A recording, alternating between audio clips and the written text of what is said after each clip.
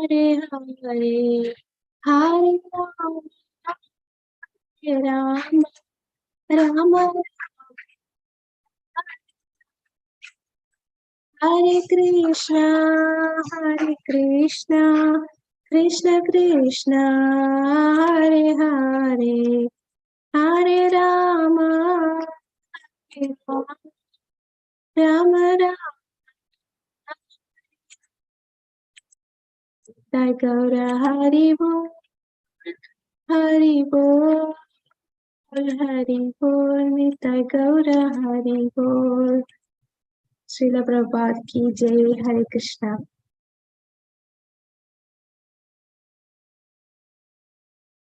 Hare Krishna, Krishna Krishna, Hare Hare, Hare Rama, Rama Rama, Hare Hare Krishna. Screen കാണുന്നുണ്ടല്ലോ അല്ലേ മാതാജി?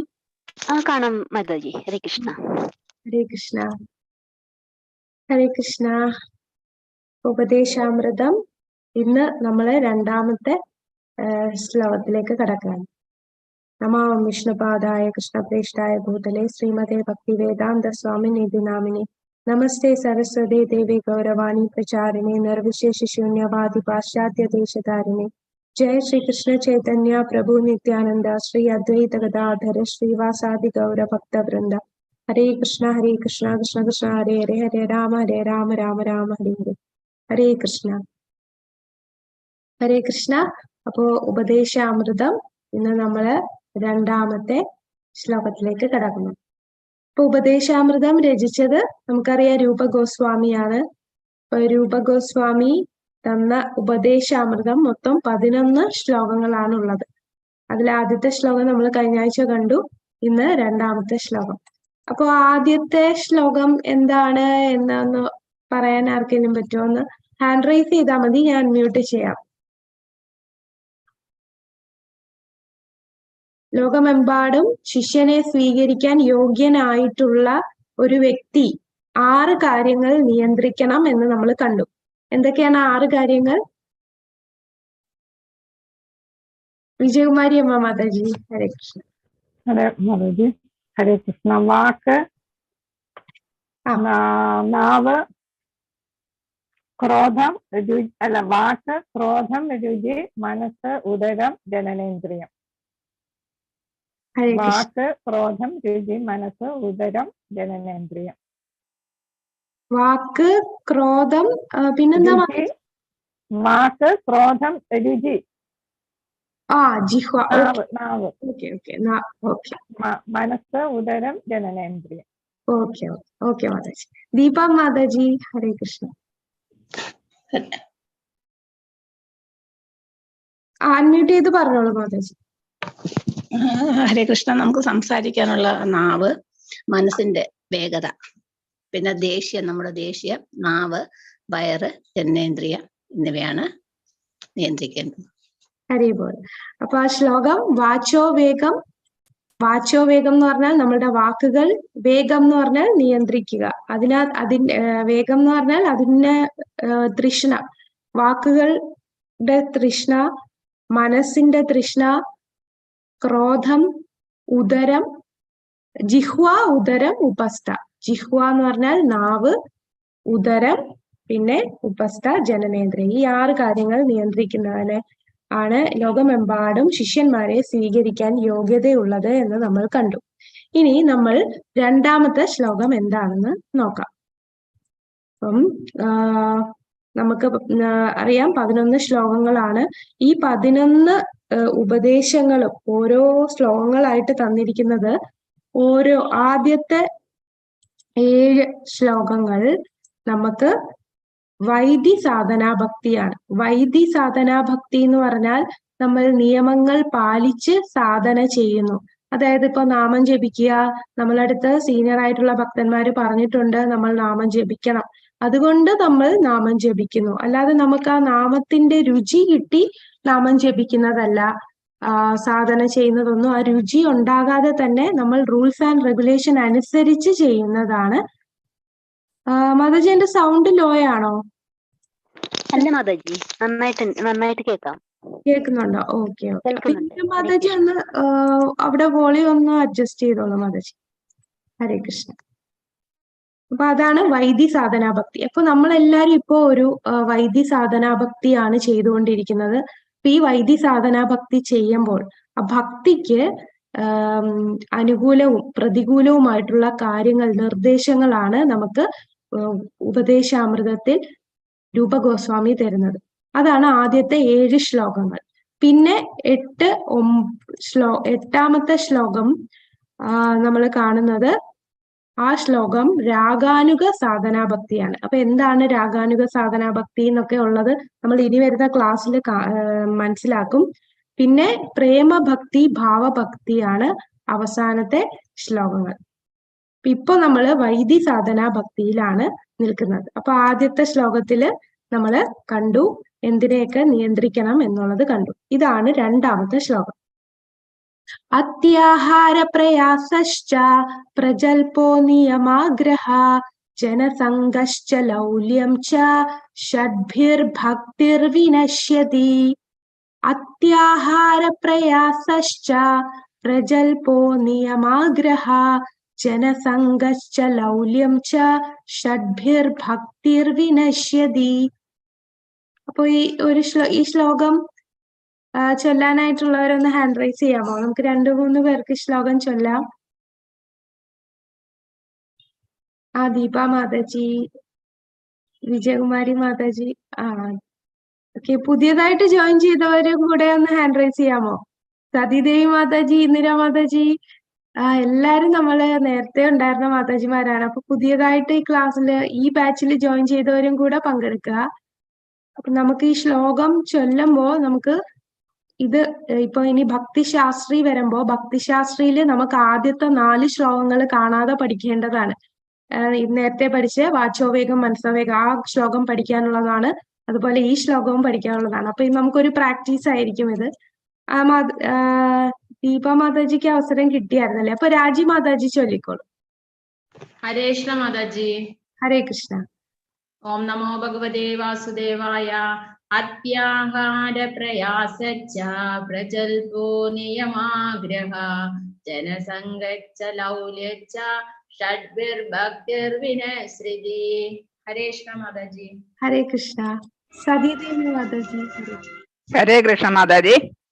ഓം നമോ ഭഗവതേ വാസുദേവായ. അത്യാഹാര പ്രയാസശ്ച പ്രജൽപോ നിയമാഗ്രഹ ജനസംഗശ്ച ലൗല്യം ച ഷഡ്ഭിർഭക്തിർവിനശ്യതി. ഹരേ കൃഷ്ണ മാതാജി. Hare Krishna. Okay, thank you മാതാജി. അപ്പൊ നമുക്ക് നോക്കാം. അത്യാഹാര പ്രയാസശ്ച പ്രജൽപോ നിയമാഗ്രഹ ജനസംഗശ്ച ലൗല്യം ച ഷഡ്ഭിർഭക്തിർവിനശ്യതി. അപ്പൊ ഇതിനകത്ത് ലാസ്റ്റ് ലൈനില് ഷഡ്ഭിർ എന്ന് പറയുമ്പോ 6 കാര്യങ്ങൾ. ഭക്തിയെ വിനശ്യതി, ഭക്തിയെ വിനാശം വരുത്തുന്നത്, ഭക്തിക്ക് അനുകൂലമല്ലാത്തത്, ഭക്തിയെ തടയുന്ന 6 കാര്യങ്ങളാണ്. എന്തൊക്കെയാണത്? അത്യാഹാര, ആദ്യത്തേതാണ് അത്യാഹാര. 2ാമത്തത് പ്രയാസ, 3 പ്രജൽപ, 4 നിയമാഗ്രഹ, 5ാമത്തത് ജനസംഘ, 6ാമത്തത് ലൗല്യം. അപ്പൊ നമുക്കിത് ഓരോന്നും എന്താന്ന് ഈ വാക്കിന്റെ അർത്ഥം ഒന്ന് നോക്കാം. അത്യാഹാര എന്ന് പറയുമ്പോൾ നമ്മൾ മലയാളത്തിൽ പറയുമ്പോൾ അതി ആഹാര. അതി എന്ന് പറഞ്ഞാൽ ആവശ്യത്തിൽ കൂടുതൽ ആഹാര എന്നുള്ളത് ശരിക്കും നമ്മൾ നേരത്തെ കഴിഞ്ഞ ശ്ലോകത്തിൽ നമ്മൾ ജിഹ്വാവേഗം, ഉദരവേഗം പറഞ്ഞു. അതിൽ നമ്മൾ ഫുഡ് കഴിക്കുന്നത് ആവശ്യത്തിൽ കൂടുതൽ കഴിക്കരുത് എന്ന് നമ്മൾ കണ്ടു. പ്രസാദം മാത്രം കഴിക്കുക, അതൊരു കാര്യമാണ്. ആഹാരം എന്ന് പറയുമ്പോൾ ഫുഡ് പറയുന്നുണ്ട്. കൂടാതെ മറ്റൊരു കാര്യം കൂടെ ഈ അത്യാഹാരയിൽ വരും. അതായത് ആവശ്യത്തിൽ കൂടുതൽ നമ്മൾ കളക്ട് ചെയ്യുക, ആവശ്യത്തിൽ കൂടുതൽ എല്ലാം സ്വരൂപിക്കുക. നമുക്ക് വേണ്ടുന്നതാണോ വേണ്ടാത്തതാണോ എന്നൊന്നും ചിന്തിക്കാതെ ആവശ്യത്തിൽ കൂടുതൽ സ്വരൂപിക്കുന്നതാണ് ആദ്യത്തെ അത്യാഹാര. അപ്പൊ ധനം സമ്പാദിക്കുക, ആവശ്യത്തിൽ വേണ്ടതിലധികം ധനം സമ്പാദിക്കുക. അപ്പൊ അത്യാഹാരയ്ക്ക് 2 അർത്ഥമുണ്ട്.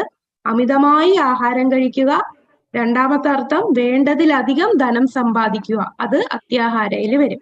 ഇനി പ്രയാസശ്ച എന്ന് പറഞ്ഞാൽ കഠിനാധ്വാനം ചെയ്യുക.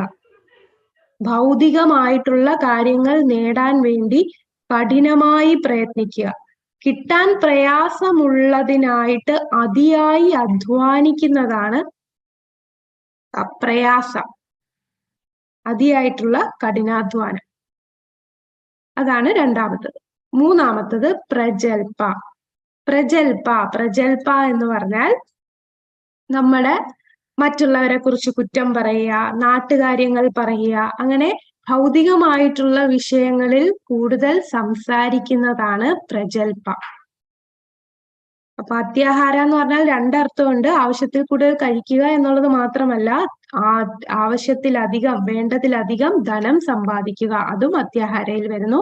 പ്രയാസ എന്ന് പറഞ്ഞാൽ കഠിനമായി അധ്വാനിക്കുക, ഭൗതിക താല്പര്യത്തിന് വേണ്ടി, കിട്ടാൻ പ്രയാസമുള്ളതിനായിട്ട് അതിയായി അധ്വാനിക്കുക. ഒരു ഉദാഹരണം പറഞ്ഞാല്, നമുക്കൊരു കാറ് വേണം, ഒരു കാറുണ്ട്, അപ്പൊ ഒരു കാറ് പോരാ, അപ്പുറത്തെ വീട്ടിലുള്ളവരെ ഒരു ബെൻസ് കാറ് വാങ്ങിച്ചു, അപ്പൊ അതിലും വലിയ കാർ എനിക്ക് വാങ്ങണം. അപ്പൊ ആ കാറ് അങ്ങനെ ഒരു ആഗ്രഹം വന്നു കഴിഞ്ഞാൽ അതിനു വേണ്ടി കൂടുതൽ പണം സമ്പാദിക്കണം, അതിനുവേണ്ടി കൂടുതൽ കഠിനാധ്വാനം ചെയ്യണം. അപ്പൊ ഭൗതികമായിട്ട് നമുക്ക് ആവശ്യമില്ലാത്ത ഒരു കാര്യമാണ്, നാട്ടുകാരെ കാണിക്കാൻ വേണ്ടി മാത്രമായിട്ട് ഇങ്ങനെയുള്ള ബാധ്യതകൾ നമ്മൾ ഏറ്റെടുക്കുന്നു. ആ ബാധ്യതകൾ നിറവേറ്റാനായിട്ട് കഠിനമായി അധ്വാനിക്കുന്നു. അതാണ് പ്രയാസം. പ്രജൽപ ആവശ്യമില്ലാത്ത സംസാരങ്ങൾ. നമ്മൾ വാചോവേഗത്തിലും പറഞ്ഞു. ഇപ്പൊ കഴിഞ്ഞ ശ്ലോകത്തിൽ പറഞ്ഞ നിയന്ത്രിക്കാൻ പറ്റാത്തവർക്ക് ഇതും പ്രയാസമാണ്. അപ്പൊ പ്രജൽപ എന്ന് പറയുമ്പോൾ ആവശ്യത്തിൽ കൂടുതൽ ഉള്ള സംസാരങ്ങൾ, ഭൗതികമായിട്ടുള്ള കാര്യങ്ങൾ എല്ലാം സംസാരിക്കുന്നത് പ്രജൽപ. അടുത്തത് നിയമാഗ്രഹ. ഈ നിയമാഗ്രഹയും നമുക്ക് രണ്ടർത്ഥം വരുന്നുണ്ട്. ഇതിനെ നമുക്ക് രണ്ടായിട്ട് പറയാം. നിയമഗ്രഹ എന്നും പറയാം, നിയമാഗ്രഹ എന്നും പറയാം. അപ്പൊ നിയമഗ്രഹ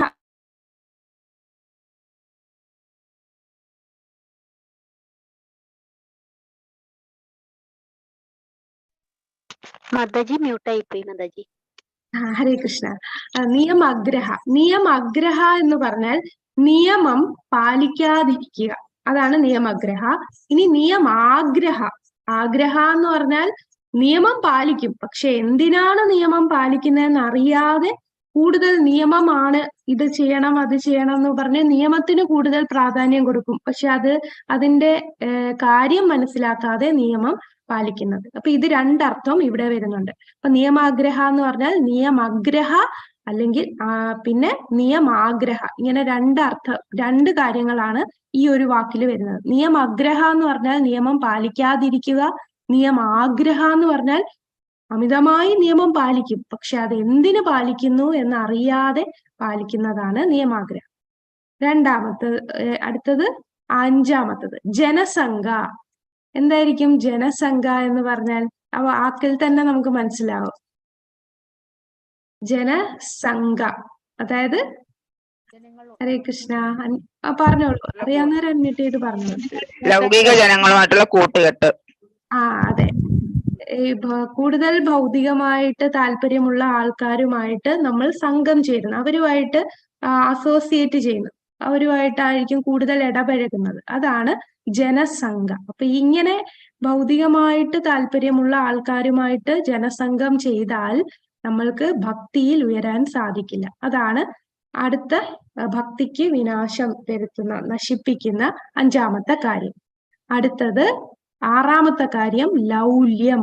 ലൗല്യം എന്ന് പറഞ്ഞാൽ അത്യാഗ്രഹം. നമുക്ക് എന്ത് കിട്ടിയാലും മതി വരില്ല, അതാണ് അത്യാഗ്രഹം. എനിക്കിത് കിട്ടിയേ തീരൂ എന്നുള്ള ആ തോന്നലാണ്. വിവേകമില്ലാതെ പ്രവർത്തിക്കുന്നു, അങ്ങനെ അത്യാഗ്രഹമാണ് ആറാമത്തത്. അപ്പൊ ഈ 6 കാര്യങ്ങൾ ഷഡ്ഭിർ ഭക്തിർ വിനശ്യതി, നമ്മളെ ഭക്തിയെ നശിപ്പിക്കുന്നതാണ് ഈ 6 കാര്യങ്ങൾ. ഈ 6 കാര്യങ്ങൾ നമ്മൾ നിയന്ത്രിച്ചില്ല എന്നുണ്ടെങ്കിൽ ഭക്തിയിൽ മുന്നേറാൻ നമുക്ക് സാധിക്കില്ല. അപ്പോൾ ഈ പറയുന്ന 6 പ്രവർത്തികളിൽ ഒരാളുടെ കുടുങ്ങിക്കിടക്കുമ്പോൾ ഭക്തിയുത സേവനം നശിക്കുന്നു. എന്തൊക്കെയാണ് 6 കാര്യങ്ങൾ? ആദ്യത്തത് അത്യാഹാര, ആവശ്യത്തിലധികം ഭക്ഷണം കഴിക്കുകയോ ആവശ്യത്തിലധികം ധനം സമ്പാദിക്കുക. പ്രയാസ ലഭിക്കാൻ വളരെ ബുദ്ധിമുട്ടുള്ള ലൗകിക കാര്യങ്ങൾക്ക് അമിതമായി പ്രയത്നിക്കുക, കഠിനാധ്വാനം ചെയ്യുക. മൂന്നാമത്തത് ലൗകിക വിഷയങ്ങളെ കുറിച്ച് അനാവശ്യമായി സംസാരിക്കുന്നത്, അതാണ് പ്രജൽപ. നാലാമത്തത് നിയമാഗ്രഹ. അപ്പൊ അത് രണ്ട് കാര്യങ്ങളുണ്ട്. വേദനിരാകരണം, നിയമങ്ങളും ചട്ടങ്ങളും നിരസിക്കുക, അതായത് നിയമങ്ങളും ചട്ടങ്ങളും ചെയ്യാതിരിക്കുക. രണ്ടാമത്തെ അർത്ഥം എന്താണ്? സ്വതന്ത്രമായി അല്ലെങ്കിൽ വിചിത്രമായി വ്യാഖ്യാനിക്കുകയും പ്രവർത്തിക്കുകയും ചെയ്യുക. അതായത് നിയമമൊക്കെ പാലിക്കും, പക്ഷെ എന്തിനാണ് പ്രവർത്തിക്കുന്നതെന്ന് അറിയാതെ അവർ സ്വന്തമായിട്ടുള്ള രീതിയിൽ വ്യാഖ്യാനിച്ച് അതിനുവേണ്ടി പ്രവർത്തിക്കുന്നതാണ് നിയമാഗ്രഹ. അടുത്തത് ജനസംഘ, കൃഷ്ണാവബോധത്തിൽ താല്പര്യമില്ലാത്ത ലൗകിക ചിന്താഗതിക്കാരായ വ്യക്തികളുമായി സഹവസിക്കുക, അതാണ് അഞ്ചാമത്തത്. ലൗല്യം, ലൗകിക നേട്ടങ്ങൾക്കുള്ള അത്യാഗ്രഹം. ഇതാണ് ഈ 6 കാര്യങ്ങളാണ് നമ്മളെ ഭക്തിയെ നശിപ്പിക്കുന്നത്. അപ്പോ ഇതിനകത്ത് ഭൗതിക ലോകത്തിലെ നമ്മുടെ ജീവിതം എങ്ങനെയാണ് എന്നിവിടെ പറയുന്നു. അപ്പൊ ശരിക്കും നമുക്ക് 3 ശക്തികളുണ്ട്. 3 ശക്തികളാണ് ഭഗവാന്റെ ഉള്ളത്. ഒന്ന് ബഹിരംഗ ശക്തി, തടസ്ഥ ശക്തി, അന്തരംഗ ശക്തി. ഇങ്ങനെ 3 ശക്തികളാണ്. അന്തരംഗ ശക്തി, തടസ്ഥ ശക്തി, ബഹിരംഗ ശക്തി. അന്തരംഗ ശക്തി, ഭഗവാന്റെ അന്തരംഗ ശക്തി എന്ന് പറഞ്ഞാൽ അത് ആധ്യാത്മികമാണ്. ആധ്യാത്മികമായ ശക്തിയാണ് ഭഗവാന്റെ അന്തരംഗ ശക്തി. ആ ആധ്യാത്മിക ശക്തി, ആ ശക്തി ഉണ്ടെങ്കിലേ നമുക്ക് ഭക്തിയിൽ മുന്നേറാൻ കഴിയൂ. ഭഗവാന്റെ അന്തരംഗ ശക്തി അത് രാധാറാണിയാണ്. ഈ ആധ്യാത്മിക ശക്തി ഉണ്ടെങ്കിൽ ഭക്തിയിൽ നല്ലതാണ്.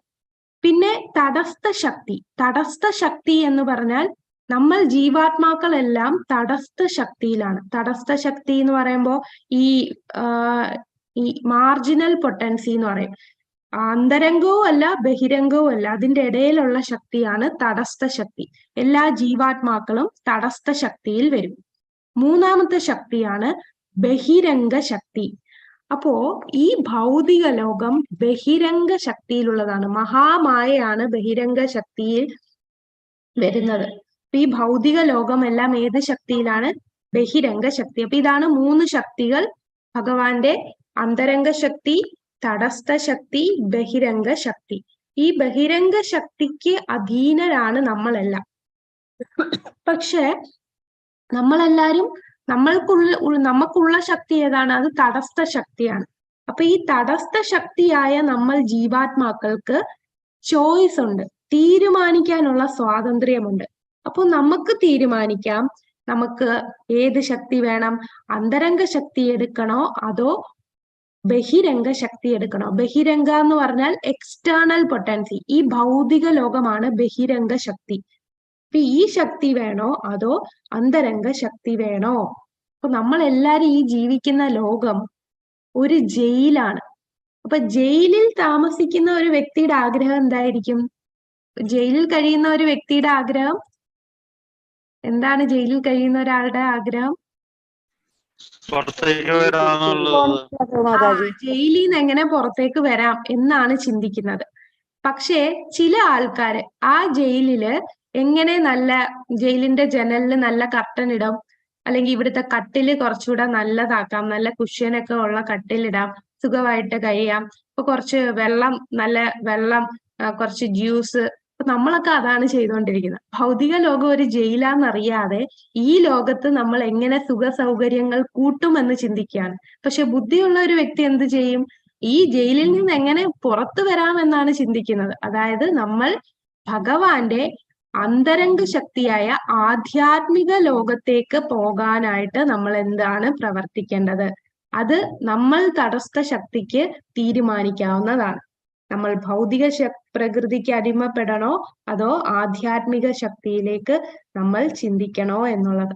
അപ്പോ ഇതില് മഹാത്മാ എന്ന് പറയുമ്പോ ഒരു മഹാത്മായുടെ ചിന്താഗതി എപ്പോഴും എന്താണ്?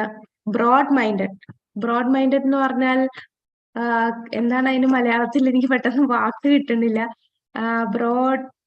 ബ്രോഡ് മൈൻഡ് മലയാളം ഒന്ന് പറയാമോ? വിശാല ഹൃദയം. വിശാലമായി ചിന്തിക്കാതെ വിശാലമായി മഹാമനസ്കരൻ. അതെ അതെ അതെ, മഹാമനസ്കനാണ് ഒരു മഹാത്മാ എന്ന് പറയുന്നത്. അദ്ദേഹം ഒരു മഹാത്മാ എപ്പോഴും ചിന്തിക്കുന്നത് എന്താണ്? മറ്റുള്ളവരെ എങ്ങനെ ഞാൻ ഭഗവാന്റെ അടുത്തേക്ക് എത്തിക്കും, സത്യസന്ധനായിരിക്കും, എപ്പോഴും ഭഗവാനെ കുറിച്ച് മാത്രം ചിന്തിക്കും, ഭഗവാനെ എങ്ങനെ ഞാൻ സേവനം ചെയ്യും, ഭഗവാനെ പ്രീതിപ്പെടുത്താനായിട്ട് തന്റെ ഇന്ദ്രിയങ്ങളും തനിക്കുള്ള എല്ലാ മനസ്സ് ബുദ്ധി എല്ലാം ഭഗവത് സേവനത്തിന് വേണ്ടി മാത്രം വിനിയോഗിക്കുന്ന വ്യക്തിയാണ് മഹാത്മാ. പക്ഷെ നമ്മൾ പറയും, നമ്മൾ ഈ ഭൗതികവാദികൾ, ഭൗതിക ലോകത്ത് താമസിക്കുന്ന ആൾക്കാർ മഹാത്മാ, അദ്ദേഹം ഒരു മഹാത്മയാണ്, കൂടുതൽ മനുഷ്യ സ്നേഹം, അതായത് ഹ്യൂമാനിറ്റേറിയൻ ആയിട്ടുള്ള കാര്യങ്ങൾ ചെയ്യുന്നു, ഒരുപാട് ആൾക്കാർക്ക് അന്നദാനം ചെയ്യുന്ന വ്യക്തി, അല്ലെങ്കിൽ ഒരുപാട് പേർക്ക് അനാഥാലയവും അങ്ങനെയുള്ള ഹോസ്പിറ്റൽ പണിയുന്നു, ഇതൊക്കെ ചെയ്യുന്ന അദ്ദേഹം വലിയ മഹാത്മാ എന്ന് നമ്മൾ പറയും. പക്ഷേ ആ വ്യക്തി എന്താണ് ചെയ്യുന്നത്? ഇങ്ങനെ മറ്റുള്ള ഇസം, ഹ്യൂമാനിസം, കമ്മ്യൂണിസം ഇങ്ങനെയൊക്കെ പറഞ്ഞ് ചെയ്യുന്നവര് അവരുടെ ഇന്ദ്രിയങ്ങൾക്ക് ചിലപ്പോൾ കൂടുതൽ സംതൃപ്തി കൊടുക്കുന്നില്ല, പക്ഷെ മറ്റുള്ള വ്യക്തികൾക്കും അവരുടെ ഇന്ദ്രിയ സംതൃപ്തിക്ക് വേണ്ടിയാണ് ഇതെല്ലാം ചെയ്യുന്നത്. ഒരിക്കലും ആ വ്യക്തിയെ ഈ ജയിലിൽ നിന്ന് പുറത്തു വരാനായിട്ട് ആരും ഒന്നും ചെയ്യണില്ല. അവരെല്ലാരും അവർക്ക് കുറച്ച് സുഖം കൊടുക്കുക, അവരുടെ ഇന്ദ്രിയങ്ങളെ സംതൃപ്തിപ്പെടുത്താനായിട്ട് അന്നദാനം ചെയ്യുന്നു, അതുപോലെ അനാഥാലയം കൊടുക്കുന്നു. അപ്പൊ അവർക്ക് ഇന്ദ്രിയ സംതൃപ്തി കിട്ടും, സുഖമായിട്ട് ജീവിക്കാൻ അതിനു വേണ്ടിയുള്ള കാര്യം ചെയ്യും. എന്നാൽ അവർ ആത്മാവാണെന്നും ഇവിടെ ഇങ്ങനെ സുഖമായിട്ട് ഈ ജന്മം ജീവിച്ചു എന്ന് പറഞ്ഞ അടുത്ത ജന്മം നമുക്ക് ഇതേപോലൊരു ജന്മം കിട്ടണമെന്നില്ല.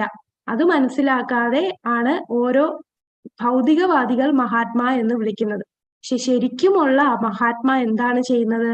എല്ലാ ഇന്ദ്രിയങ്ങളും ഭഗവാന് വേണ്ടി മഹാമനസ്കനാണ്, മറ്റുള്ളവർക്കും ഭഗവാനിലേക്ക് എത്തിക്കാനായിട്ടാണ് അദ്ദേഹം ശ്രമിക്കുന്നത്. അദ്ദേഹം ഒരു സത്യസന്ധനുമായിരിക്കും. എന്നാൽ ദുരാത്മാവ് എങ്ങനെയായിരിക്കും? വളരെ സങ്കോചിതമായിട്ടുള്ള ചിന്താഗതിക്കാരനായിരിക്കും. സ്വന്തം ഇന്ദ്രിയ സംതൃപ്തി അല്ലാതെ മറ്റൊന്നും ചിന്തിക്കുന്നില്ല. എങ്ങനെ ഇന്ദ്രിയ സംതൃപ്തി നേടാം? സ്വന്തം ഇന്ദ്രിയ സംതൃപ്തി അല്ലെങ്കിൽ ചിലപ്പോൾ മറ്റുള്ളവരുടെ ഇന്ദ്രിയ സംതൃപ്തിക്ക് വേണ്ടിയായിരിക്കും ദുരാത്മാവ് ചെയ്യുന്നത്. ആത്മാവിനെ രക്ഷപ്പെടുത്താനായിട്ട് ഒന്നും ചെയ്യാത്തവരാണ് ദുരാത്മാവ്. അപ്പോ ഇതാണ് മഹാത്മാ. അപ്പൊ മഹാത്മാ എപ്പോഴും ഏത് ശക്തിയുടെ കീഴിലായിരിക്കും പ്രവർത്തിക്കുന്നത്? അന്തരംഗ ശക്തിയാണോ ബഹിരംഗ ശക്തിയിലെ കീഴിലായിരിക്കോ മഹാത്മാ ആയിട്ടുള്ള വ്യക്തി? അതെ അതെ, അന്തരംഗ ശക്തിയുടെ കീഴിലായിരിക്കും മഹാത്മാ ആയിട്ടുള്ള വ്യക്തി പ്രവർത്തിക്കുന്നത്. അതായത് എല്ലാം ഭഗവാന്റെ ആണെന്ന് മനസ്സിലാക്കുകയും എല്ലാം ഭഗവാന് സമർപ്പിച്ചുകൊണ്ട് ഭഗവാനെ എങ്ങനെ തൃപ്തിപ്പെടുത്തും എന്ന ചിന്തയിലിരിക്കും.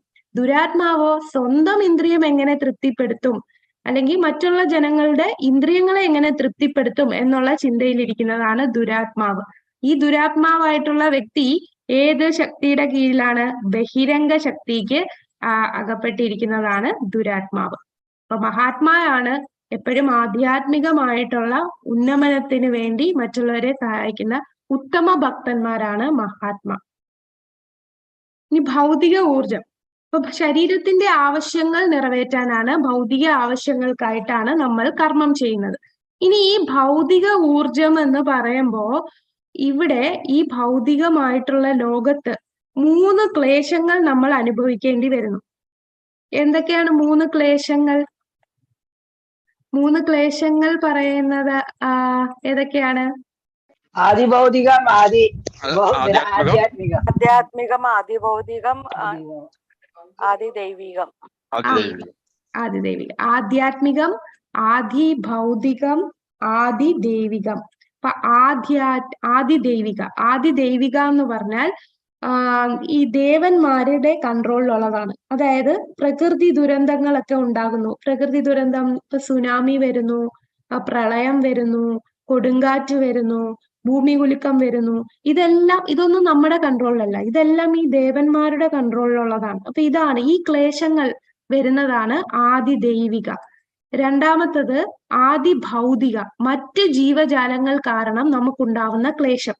ചിലപ്പോൾ മറ്റൊരാള് ഒരു വ്യക്തിയായിരിക്കും നമ്മളെ വേദന ഉണ്ടാക്കുന്നത്. മാനസികമായിട്ട് വേദന ഉണ്ടാക്കാം, അല്ലെങ്കിൽ ശാരീരികമായിട്ട് നമ്മളെ അടിക്കുകയോ കുത്തുകയോ വല്ലതും ചെയ്യുന്നു. മനുഷ്യര് തന്നെ ആവണമെന്നില്ല. ചിലപ്പോൾ നമ്മൾ റോഡിൽ കൂടെ പോകുമ്പോഴായിരിക്കും ഒരു പട്ടി വന്ന് നമ്മളെ ഓടിക്കുന്നത്, കൊതു കടിക്കുന്നത്. ഇപ്പൊ കൊറോണ നമുക്ക് വരിക എന്ന് പറഞ്ഞാൽ അത് അതിഭൗതികമാണ്. അത് മറ്റൊരു ജീവജാലം കാരണം നമുക്കുണ്ടാകുന്ന ബുദ്ധിമുട്ടാണ് ആദിഭൗതികം. ഇനി മൂന്നാമത്തത് ക്ലേശം ആണ് ആധ്യാത്മികം. ആധ്യാത്മികം എന്ന് പറഞ്ഞാൽ നമ്മൾ തന്നെ നമ്മളുടെ ഓരോ വിഷമങ്ങൾക്ക് കാരണം. നമ്മൾ തന്നെ മനസ്സിൽ ഓരോന്ന് ചിന്തിച്ചു കൂട്ടി. ഇപ്പൊ ആരെങ്കിലും എന്തെങ്കിലും ഒന്ന് പറഞ്ഞു കാണും, ഒരാഴ്ചത്തേക്ക് ആ കാര്യം തന്നെ ചിന്തിച്ച് നമുക്ക് തന്നെ മാനസികമായിട്ട് വിഷമം ഉണ്ടാക്കുകയാണ്. ആ പറഞ്ഞ ആളത് പറഞ്ഞിട്ട് ആ വഴി പോവും, അയാൾക്കൊരു കുഴപ്പവും കാണില്ല. ഇത് മനസ്സിലിട്ട് ചിന്തിക്കുന്ന നമുക്കായിരിക്കും പ്രശ്നം. അത് നമ്മളായിട്ട് മാനസികമായിട്ടും പിന്നെ ശാരീരികമായിട്ട് ചിലപ്പോൾ നമ്മൾ നടന്നു പോകുമ്പോഴായിരിക്കും നമ്മൾ വീഴുന്നത്, എവിടെയെങ്കിലും കയ്യോ കാലോ ശരീരമൊക്കെ മുറിയുന്നത്. അപ്പൊ അതൊക്കെ നമ്മൾ സ്വന്തമായിട്ട് നമ്മൾ കാരണം തന്നെ ഉണ്ടാകുന്ന ക്ലേശമാണ് ആധ്യാത്മിക. അപ്പൊ ഈ ത്രിവിധ ക്ലേശങ്ങൾ അനുഭവിക്കുകയാണ് ഈ ഭൗതിക ലോകത്തില്. ഇപ്പോ ഭഗവാൻ തന്നെ പറഞ്ഞിട്ടുണ്ട് ഈ ഭൗതിക ലോകത്തില് 7-ാമത്തെ അധ്യായത്തില് 14-ാമത്തെ ശ്ലോകത്തില് എങ്ങനെ ഈ ഭൗതിക ലോകത്തിലെ ഈ പ്രശ്നങ്ങളിൽ നിന്ന് നമുക്ക് പുറത്തിറങ്ങാം. അപ്പൊ ഭഗവാൻ എന്താണ് പറഞ്ഞത്? ദൈവീഹി ഏഷ ഗുണമയി മമ മായാ ദുരത്യയ മാമേവയെ പ്രബധ്യന്തേ മായാ മേധാം തരന്തിതേ. ഈ ഭഗവാന്റെ ഈ ത്രിഗുണങ്ങൾ എല്ലാം ഈ അതായത് ത്രിഗുണങ്ങൾ എന്ന് പറഞ്ഞാൽ എന്താണ്? സത്വഗുണം, രജോ ഗുണം, തമോ ഗുണം. ഇതെല്ലാം ഭൗതിക പ്രകൃതിയുടെ ത്രിഗുണങ്ങൾ. ഈ ത്രിഗുണങ്ങളെല്ലാം ഭഗവാന്റെ തന്നെയാണ്. ഇത് ഭഗവാന്റെ തന്നെ ശക്തിയാണ് ഈ ത്രിഗുണങ്ങൾ. അപ്പൊ ഈ ത്രിഗുണങ്ങളെ മറികടക്കുക വളരെ പ്രയാസമാണ്. പക്ഷെ ആർക്കാണ് ഇത് പെട്ടെന്ന് മറികടക്കാൻ കഴിയുന്നത്? മാമേവയെ പ്രബദ്ധ്യന്തേ. ആരാണോ എന്നിൽ ശരണം പ്രാപിച്ചവന് എത്രയും പെട്ടെന്ന് അവന് ഇതിൽ നിന്ന് മറികടക്കാൻ സാധിക്കും എന്ന് പറയുന്നു. അപ്പോൾ ഇതുപോലുള്ള ലോകമാണ് ഭൗതിക ലോകം എന്ന് നമ്മൾ മനസ്സിലാക്കുക. അങ്ങനെ മനസ്സിലാക്കി കഴിഞ്ഞാലേ നമുക്ക് ഇവിടെ നിന്ന് പോകണം എന്ന് തന്നെ തോന്നുകയുള്ളൂ. നമ്മൾ വിചാരം ഇതാണ് ജീവിതം. ഇപ്പൊ ഒരാളുടെ ലൈഫ് സക്സസ്ഫുൾ ലൈഫ് ആണോ എന്ന് ചോദിക്കുമ്പോൾ ഒരു ഭൗതികമായിട്ട് ഉള്ള ഒരു വ്യക്തി എന്താണ് പറയുന്നത്? നല്ല ബംഗ്ലാവ് പോലത്തെ വീട്, വലിയ കുറെ കാറ്, ഒരുപാട് സ്വത്തുക്കൾ, മക്കളെല്ലാം അമേരിക്കയിലും ലണ്ടനിലും എല്ലാം ജോലി കിട്ടിപ്പോയി, ആ ജീവിതം സക്സസ്ഫുൾ ആയി. മറ്റുള്ളവരോ കണ്ടില്ലേ, അവരെ വീട്ടിലുള്ളവര് എല്ലാരും നല്ല നിലയിൽ എത്തിക്കഴിഞ്ഞു. എന്താണ് ഈ നല്ല നില, എന്താണ് ഈ ലോകം എന്ന് മനസ്സിലാക്കണില്ല. അപ്പൊ ഈ ആധ്യാത്മികമായിട്ടുള്ള കാര്യം മനസ്സിലാക്കിയാലേ നമുക്ക് ഈ ലോകം ഇങ്ങനെയാണ്. ഈ ക്ലേശങ്ങളൊക്കെ വന്നാലും നമ്മളത് മൈൻഡ് ചെയ്യണില്ല. ജന്മ മൃത്യു ജരാവ്യാധിയെ കുറിച്ച് പറഞ്ഞാൽ അത് എല്ലാവർക്കും ഉള്ളതല്ലേ, അതിലെന്താ ഇത്ര കുഴപ്പം എന്ന് നമ്മൾ ചിന്തിക്കും. ഈ 3 ക്ലേശങ്ങൾ, ആധ്യാത്മിക, ആദിഭൗതിക, ആദിദൈവിക ക്ലേശങ്ങൾ നമുക്ക് വരുന്നുണ്ടെന്ന് പറഞ്ഞാലും നമ്മൾ അത് മൈൻഡ് ചെയ്യത്തില്ല. അത് പിന്നെ അങ്ങനെ വരും, അതിനെന്താ എന്നുള്ള ചിന്തയാണ്. എന്നാൽ ഈ മായയാണ്, ഇതെല്ലാം ഭഗവാന്റെ ശക്തിയാണെന്നും ഇത് മാത്രമല്ല ഇതൊന്നും ഇല്ലാത്ത, ഈ ക്ലേശങ്ങളൊന്നും ഇല്ലാത്ത ഭഗവത് ധാമമുണ്ടെന്നും എല്ലാം മനസ്സിലാക്കണമെങ്കിൽ നമ്മൾ ആധ്യാത്മികമായിട്ടുള്ള ജ്ഞാനം കിട്ടിയാലേ ഒരു വ്യക്തിക്ക് ഇതൊക്കെയാണ് നമ്മൾ ചെയ്യേണ്ടേ എന്ന് അറിയുകയുള്ളൂ. അപ്പോ ഭക്തിക്ക് 6 നിബന്ധനകൾ. നമ്മളപ്പോ ഭക്തിയിൽ ഉയരണമെങ്കിൽ നമ്മൾ ചില റൂൾസ് ആൻഡ് റെഗുലേഷൻസ് ചെയ്താൽ മാത്രമേ നമുക്ക് ഭക്തിയിൽ ഉയരാൻ സാധിക്കൂ. അപ്പൊ ആ 6 നിബന്ധനകളാണ് നമ്മൾ ചെയ്യേണ്ടത്. ഉന്മൂലനം ചെയ്യപ്പെട്ടു, നശിപ്പിക്കപ്പെട്ടു, ഒരുവനെ ഭൗതിക ലോകത്തിന്റെ മരുഭൂമിയിൽ നിർത്തുന്നു. ആത്മീയ ജീവിതത്തിൽ പ്രവേശിക്കാൻ യാതൊരു പ്രതീക്ഷയുമില്ല. കൃഷ്ണാവബോധത്തിൽ ആത്മാർത്ഥതയും യഥാർത്ഥത്തിൽ ലക്ഷ്യം നേടാൻ ആഗ്രഹിക്കുന്നവർക്കും മാത്രമേ. അപ്പൊ ഈ ആത്മാർത്ഥതയോടുകൂടി നമ്മുടെ ലക്ഷ്യം എന്താണെന്ന് മനസ്സിലാക്കിയാൽ മാത്രമേ നമുക്ക് ഈ ഭൗതിക ലോകത്തിൽ നിന്ന് രക്ഷപ്പെടാൻ സാധിക്കൂ. ഇതൊരു മരുഭൂമിയാണെന്ന് നമ്മൾ കരുതുന്നില്ല. നമ്മൾ എന്താണ് ചിന്തിക്കുന്നത്? നമ്മള് ഇത് ഉദാഹരണം പറയുന്ന ഒരു ട്രെയിനിൽ പോകുമ്പോ ഒരു ബോഗിയില്, ആ ബോഗിയിൽ ഇരുന്നു കൊണ്ട് ആ ബോഗിയിൽ കുറെ ബന്ധുക്കളും, ആ ട്രെയിനിലെ ബോഗി എന്ന് പറയുന്നത് നമ്മളെ വീട്, പിന്നെ അതിലുള്ള ആൾക്കാർ നമ്മളെ ബന്ധുക്കൾ. അപ്പൊ നമ്മൾ ആ വീട്ടിന് എങ്ങനെ അപ്പൊ ആ ബോഗിയിൽ ഇരുന്നുകൊണ്ട് ആ സീറ്റ് നല്ലതാക്കുന്നു, അവിടെയൊക്കെ ഡെക്കറേറ്റ് ചെയ്യുന്നു, ആ ട്രെയിനിലുള്ള ഓരോ ഭാഗങ്ങളും ഒക്കെ നല്ല രീതിയിലാക്കി ഒരു ലക്ഷൂറിയസ് ആക്കുന്നു. അതൊക്കെ എന്തിനാണ്? നമ്മൾ സ്ഥലം എത്തുമ്പോൾ നമ്മൾ അവിടെ നിന്ന് ഇറങ്ങി പോകാനുള്ളതാണ്. അത് നമ്മൾ ചിന്തിക്കുന്നില്ല. നമ്മൾ ആ ഒരു സമയത്ത് നല്ല രീതിയിൽ ജീവിക്കാം എന്ന ചിന്താഗതിയാണ്. നമ്മൾ ചിന്തിക്കും നമ്മളെ മക്കള് എന്താകും, അവർക്ക് വേണ്ടിയല്ലേ ജീവിക്കുന്നത് എന്ന്. അപ്പൊ പ്രഭുപാദർ ഇതിൽ പറയുന്നുണ്ട്, നമ്മൾ ഒരുപാട് മക്കൾക്ക് വേണ്ടി എല്ലാം സേവ് ചെയ്ത് ബാങ്ക് ബാലൻസും എല്ലാം ചെയ്തു, രാവും പകലും ഇല്ലാതെ കഷ്ടപ്പെട്ട് നമ്മളെ മക്കൾക്ക് വേണ്ടിയാണ്. നമ്മൾ എന്താ ചിന്തിക്കുന്നത്? അയ്യോ ഫ്യൂച്ചർ എന്താകും, ഇനിയിപ്പോ എന്തെങ്കിലും സംഭവിച്ചില്ലേ, മക്കൾക്ക് വേണ്ടി എന്തെങ്കിലുമൊക്കെ ചെയ്യണ്ടേ എന്ന് ചിന്തിക്കും. എന്നിട്ട് നമ്മൾ പോകുമ്പോ എല്ലാ മക്കൾക്ക് കൊടുത്തിട്ടാണ് പോകുന്നത്. നമ്മള് മരിക്കുന്നു. മരിച്ചു കഴിഞ്ഞിട്ട് ഇതേ വ്യക്തി അതേ വീട്ടിന്റെ അടുത്ത് ഒരു ചെരുപ്പ് കുത്തിയായിട്ടാണ് ജനിക്കുന്നത്. ആ ചെരുപ്പ് കുത്തിയായിട്ടുള്ള ജനിച്ച വ്യക്തി പിന്നീട് ഇതേ വീട്ടില്, കഴിഞ്ഞ ജന്മം ആ വീട്ടിലെ ഗൃഹനാഥനായിരുന്നു, അതേ വീട്ടിൽ ചെല്ലുമ്പോ ആ വീട്ടിലുള്ള തന്റെ മക്കളെല്ലാം ചെരുപ്പ് വെച്ച് അടിച്ച് ഓട്ടിക്കുകയാണ് ചെയ്യുന്നത്. ഇതാണ് അവസ്ഥ. നമ്മളത് മനസ്സിലാക്കണില്ല. നമ്മൾ അടുത്ത ജന്മം എന്താണ്, എന്താകും, അങ്ങനൊരു ജന്മമേ ഇല്ല എന്നുള്ള ചിന്താഗതിയിലാണ് എല്ലാരും ജീവിച്ചു പോകുന്നത്. അപ്പൊ നമ്മൾ നമ്മളെ മക്കൾക്ക് വേണ്ടി എല്ലാം ചെയ്യുന്നു, എല്ലാം കൊടുത്തു, അടുത്ത ജന്മം ആകുമ്പോൾ അതേ മക്കൾ തന്നെ നമ്മളെ അടിച്ചു ഓട്ടിക്കുന്നു. ഈ ഒരു അവസ്ഥ വരുന്നു. എന്തുകൊണ്ടാണ് ഇങ്ങനെ സംഭവിക്കുന്നത്? ഭഗവാനിൽ വിശ്വാസമില്ല, ഭഗവാന്റെ ശാസ്ത്രങ്ങളിൽ വിശ്വാസമില്ല.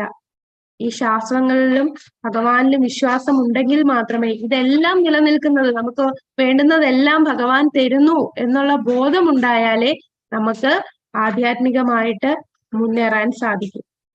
അപ്പൊ ആദ്യത്തെ ഭക്തിയെ നശിപ്പിക്കുന്ന കാര്യം എന്താണ്? അമിതമായി ഭക്ഷണം കഴിക്കുക അല്ലെങ്കിൽ ശേഖരിക്കുക. അതി എന്ന് പറയുമ്പോ അത്യാഹാരം, ആഹാരം. എന്ന് പറഞ്ഞാൽ വളരെയധികം ആഹാരം. എന്ന് പറയുമ്പോൾ ഭക്ഷണം മാത്രമല്ല, ശേഖരിക്കുന്ന കാര്യങ്ങളും വരും. അപ്പൊ ഇതിന് ഉദാഹരണം ഭക്ഷണത്തിന്റെ കാര്യം പറയുകയാണെങ്കിൽ തന്നെ ഒരു ചാക്ക് അരി റോഡിൽ കിടക്കുകയാണ്. അപ്പൊ ഒരു പക്ഷിയാണ് വന്നെങ്കിൽ ആ പക്ഷി എന്താ ചെയ്യുക?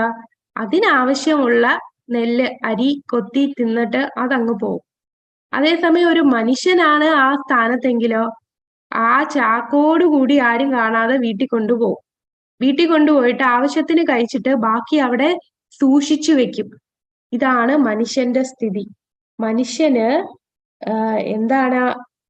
എല്ലാത്തിനോടും ആക്രാന്തം, അമിതമായിട്ട് ഉള്ള ശേഖരണം, എല്ലാത്തിലും കൂടുതൽ, മറ്റുള്ളവരെ കുറിച്ച് ചിന്തിക്കില്ല. എല്ലാം സ്വന്തം കാര്യം മാത്രം ചിന്തിച്ച് ജീവിക്കുന്നതാണ്. മറ്റു മൃഗങ്ങളെല്ലാം, ഈ മനുഷ്യന് താഴെയുള്ള ജീവജാലങ്ങളൊന്നും അവരുടെ കോട്ടയല്ലാതെ മറ്റൊന്നും എടുക്കില്ല. അവനവനുള്ള ആവശ്യത്തിന് കഴിച്ചിട്ട് അങ്ങ് പോകും. ഇപ്പൊ ഒരു സിംഹം ഒരു മാനിനെ വേട്ടയാടുന്ന എന്തിനാ? അതിന് വിശന്നിട്ടാണ്. അതിന് ആഹാരം കഴിക്കാൻ വേണ്ടി അതിനെ കൊന്ന് തിന്നുന്നു. അതിന് വയറ് നിറഞ്ഞിരിക്കുവാണെങ്കിൽ വേറെ ഒരു ജീവിയെ അത് ഉപദ്രവിക്കില്ല. പക്ഷെ മനുഷ്യന്റെ കാര്യം എന്താണ്? നമ്മളെല്ലാം നേരത്തെ കളക്ട് ചെയ്ത് വെക്കും. ഇനി ഫ്യൂച്ചർ എന്നുള്ള ചിന്താഗതിയിൽ നമ്മൾ സ്വരൂപിച്ച് വിൽക്കുകയാണ്. അവനവന്റെ ആവശ്യത്തിനും അമിതമായിട്ട് എല്ലാം ശേഖരിക്കുകയാണ്. അത് ഭഗവാനോട് വിശ്വാസമില്ലാത്തത് കൊണ്ടാണ് നമ്മൾ ഇങ്ങനെ, അയ്യോ നാളെ എന്താകും. നമ്മൾ ഈ നിലനിൽക്കുന്നതെല്ലാം ഭഗവാന്റെ അനുഗ്രഹം കൊണ്ടാണ്. ആവശ്യത്തിൽ കൂടുതൽ അധ്വാനിക്കുന്നതിന്റെ ആവശ്യം നമുക്ക് ശരിക്കും പറഞ്ഞാൽ ഇല്ല. നമുക്ക് വേണ്ടുന്ന നമ്മുടെ ആവശ്യത്തിന് ഭഗവാൻ തന്നിട്ടുണ്ട്, നമ്മുടെ ആർത്തിക്ക് വേണ്ടി അല്ല തന്നിരിക്കുന്നത്. മനുഷ്യൻ എല്ലാത്തിനും ആർത്തിയാണ്, എല്ലാം അമിതമായി വേണം എന്നുള്ള ചിന്തയാണ്. ഇപ്പൊ ചിലരാൾക്കാര് ജോലി ചെയ്യും, 9 മണിക്കൂർ, ചിലപ്പോ രാവിലെ 5 മണിക്കായിരിക്കും എണീറ്റ് പോവേണ്ടത്. ഒരുപാട് ദൂരം യാത്ര ചെയ്യണം. രാവിലെ 5 മണിക്ക് പോയിട്ട് രാത്രി 9 മണിക്കായിരിക്കും വീട്ടിലെത്തുക. ഇപ്പൊ രാവും പകലും ഇല്ലാതെ ഓരോയിടത്തും ജോലി ചെയ്യുകയാണ്. എന്താണ് അത്രയും? എന്തിനാ ഈ ജോലി ചെയ്യുന്നത്? നമ്മൾ ഇത്രയും രാവും പകലും ഇല്ലാതെ ജോലി ചെയ്യുന്നതിന്റെ ഉദ്ദേശം എന്താണ്? ജോലി ചെയ്യുമ്പോ എന്ത് കിട്ടും?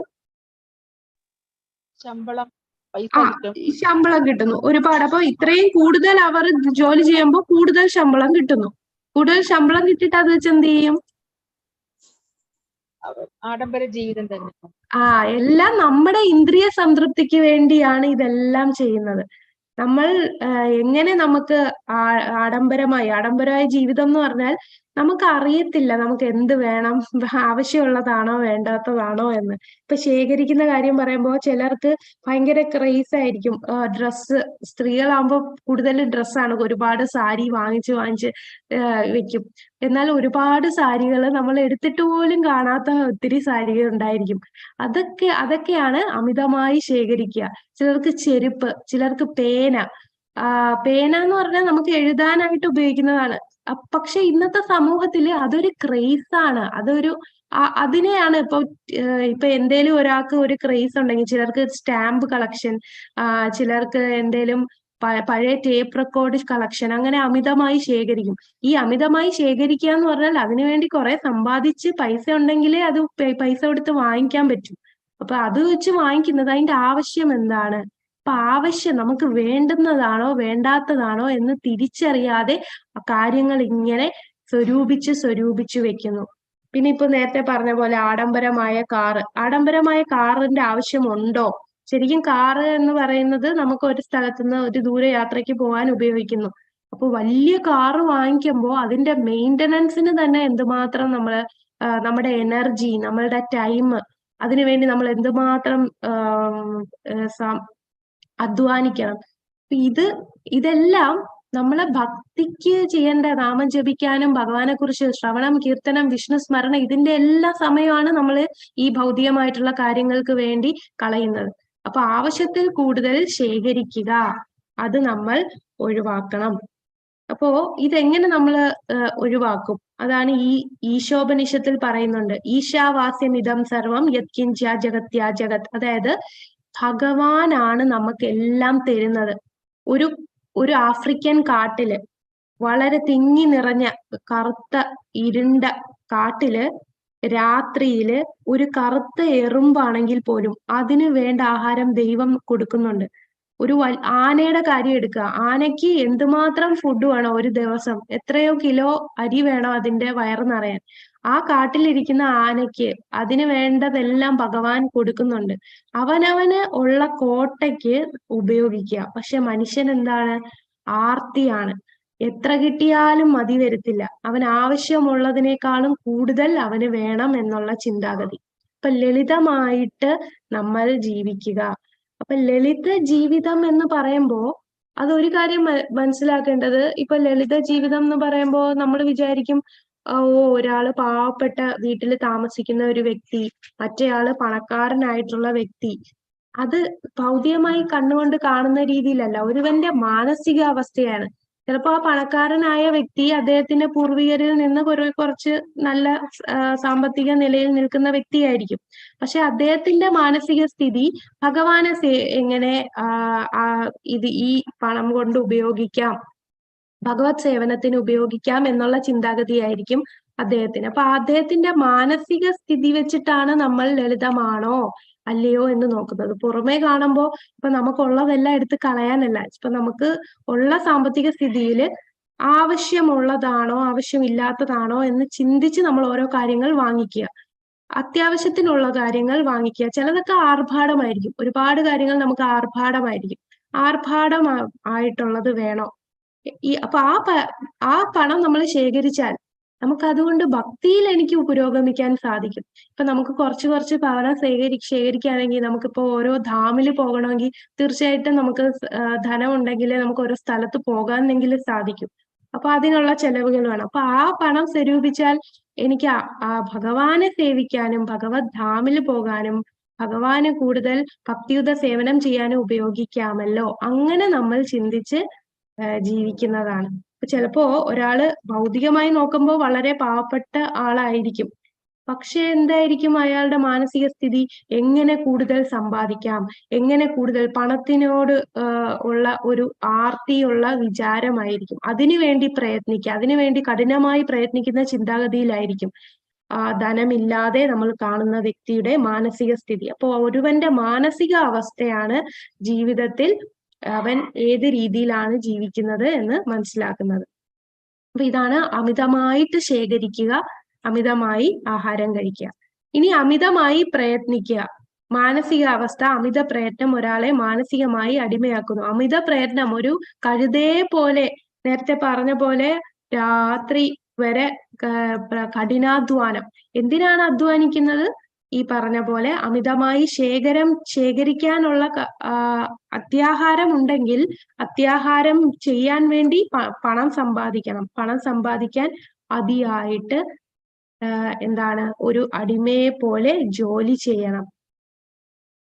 അപ്പോ നമ്മളുടെ ബുദ്ധിയെ തന്നെ, നമ്മളുടെ ഇപ്പോഴത്തെ സൊസൈറ്റിയിൽ ഒരു ചിന്താഗതി എന്ന് പറഞ്ഞാൽ കഷ്ടപ്പെട്ടാലേ നമുക്ക് ജീവിക്കാൻ പറ്റൂ, രാവും പകലും കഷ്ടപ്പെടണം, എന്നാലേ നമുക്ക് അടിച്ചു പൊളിച്ച് ജീവിക്കുക. അപ്പൊ ഈ അടിച്ചു പൊളിച്ച് ജീവിതം, അതാണ് നമ്മൾ മാറ്റുന്നത്.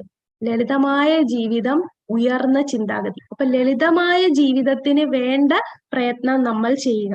നമ്മൾ മടിയന്മാരായി ഇരിക്കണം എന്നല്ല, നമ്മൾ ആവശ്യത്തിന് ജോലി ചെയ്യുക. ഇപ്പൊ രാവിലെ 9 തൊട്ട് വൈകിട്ട് 5 വരെയുള്ള ജോലി, അത് കുഴപ്പമില്ല. എന്നാൽ കൂടുതൽ അമിതമായി നമ്മൾ ഹാർഡ് വർക്ക് ചെയ്യുമ്പോൾ ഒന്ന് നമ്മൾ മാനസികമായിട്ട് തളരും, ശാരീരികമായിട്ട് അസുഖങ്ങൾ വരും. പിന്നെ അസുഖം വന്നു കഴിഞ്ഞാൽ അതിനെ ട്രീറ്റ് ചെയ്യാനായിട്ട് നമുക്ക് ഒരുപാട് പണത്തിന്റെ ആവശ്യം വരും. അപ്പോൾ ഒരു കഴുതയെ പോലെ കൂടുതൽ സമ്പാദിക്കണം എന്നുള്ള രീതിയിൽ നമ്മൾ പ്രയത്നിക്കാതിരിക്കുക. ഇതാണ് അമിത പ്രയത്നം. കൃഷ്ണാവബോധ സേവനത്തിന് പ്രയാസമായിരിക്കും. കാരണം രാവിലെ 5 മണിക്ക് പോയി രാത്രി 9 മണിക്ക് വരുന്ന വ്യക്തി എപ്പോ നാമം ജപിക്കും, എപ്പോ ഭക്തിയുത സേവനം ചെയ്യും, എപ്പോ ക്ഷേത്രത്തിൽ പോകും? ഇതിനൊക്കെ എവിടെ സമയം?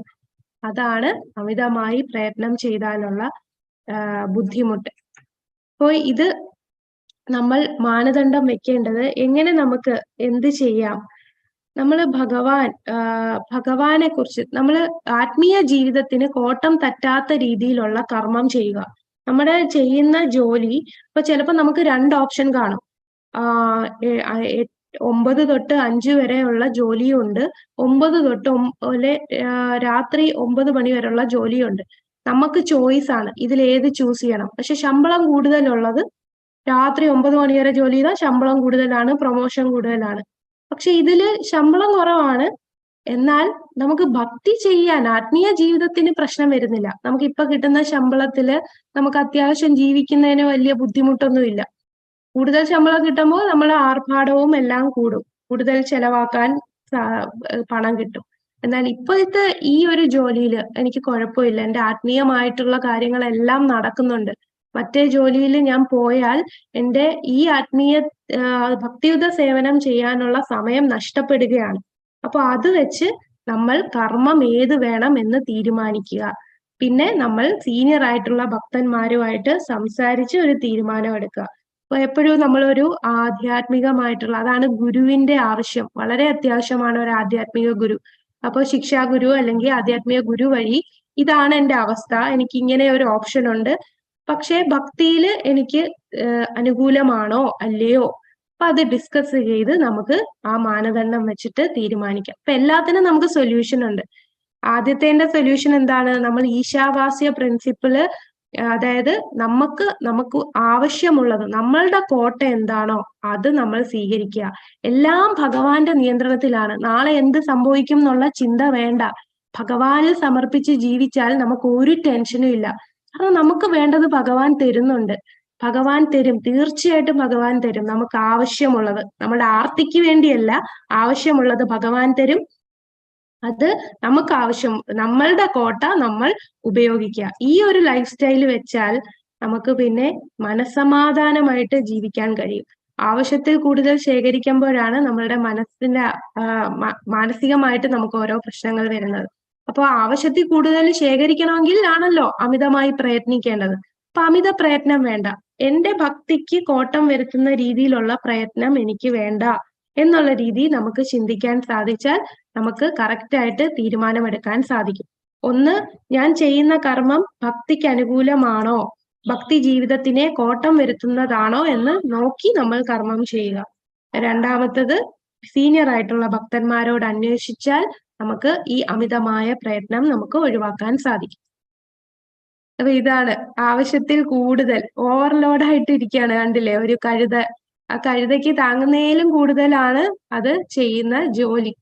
ഇതാണ് അമിതമായി പ്രയത്നം ചെയ്യുക. ഇതും നമ്മളെ ഭക്തിയെ ബാധിക്കുന്നു. മൂന്നാമത്തത് അനാവശ്യമായിട്ടുള്ള ജൽപ്പനങ്ങൾ. അത് അനാവശ്യമായിട്ടുള്ള സംസാരം നമ്മൾ വാചോ വേഗത്തിൽ പറയുന്നുണ്ടല്ലേ, അനാവശ്യ സംസാരം, ഗോസിപ്പ് പറയുക, മറ്റുള്ളവരെ കുറ്റം പറയുക, ന്യൂസ് പേപ്പർ എന്ന് പറയുമ്പോൾ നാട്ടുകാര്യങ്ങൾ, TV, പിന്നെ സിനിമയെ കുറിച്ച് സംസാരിക്കുക, പൊളിറ്റിക്സിനെ കുറിച്ച് സംസാരിക്കുക. അതായത് ഒരു തവള കിടന്ന് ഇങ്ങനെ ബഹളം വെക്കുന്ന പോലെ ഇതൊക്കെ സംസാരിച്ചിട്ട് വല്ല കാര്യമുണ്ടോ? ചിലർ പറയും ലോക കാര്യങ്ങളൊക്കെ അറിയണ്ടേ.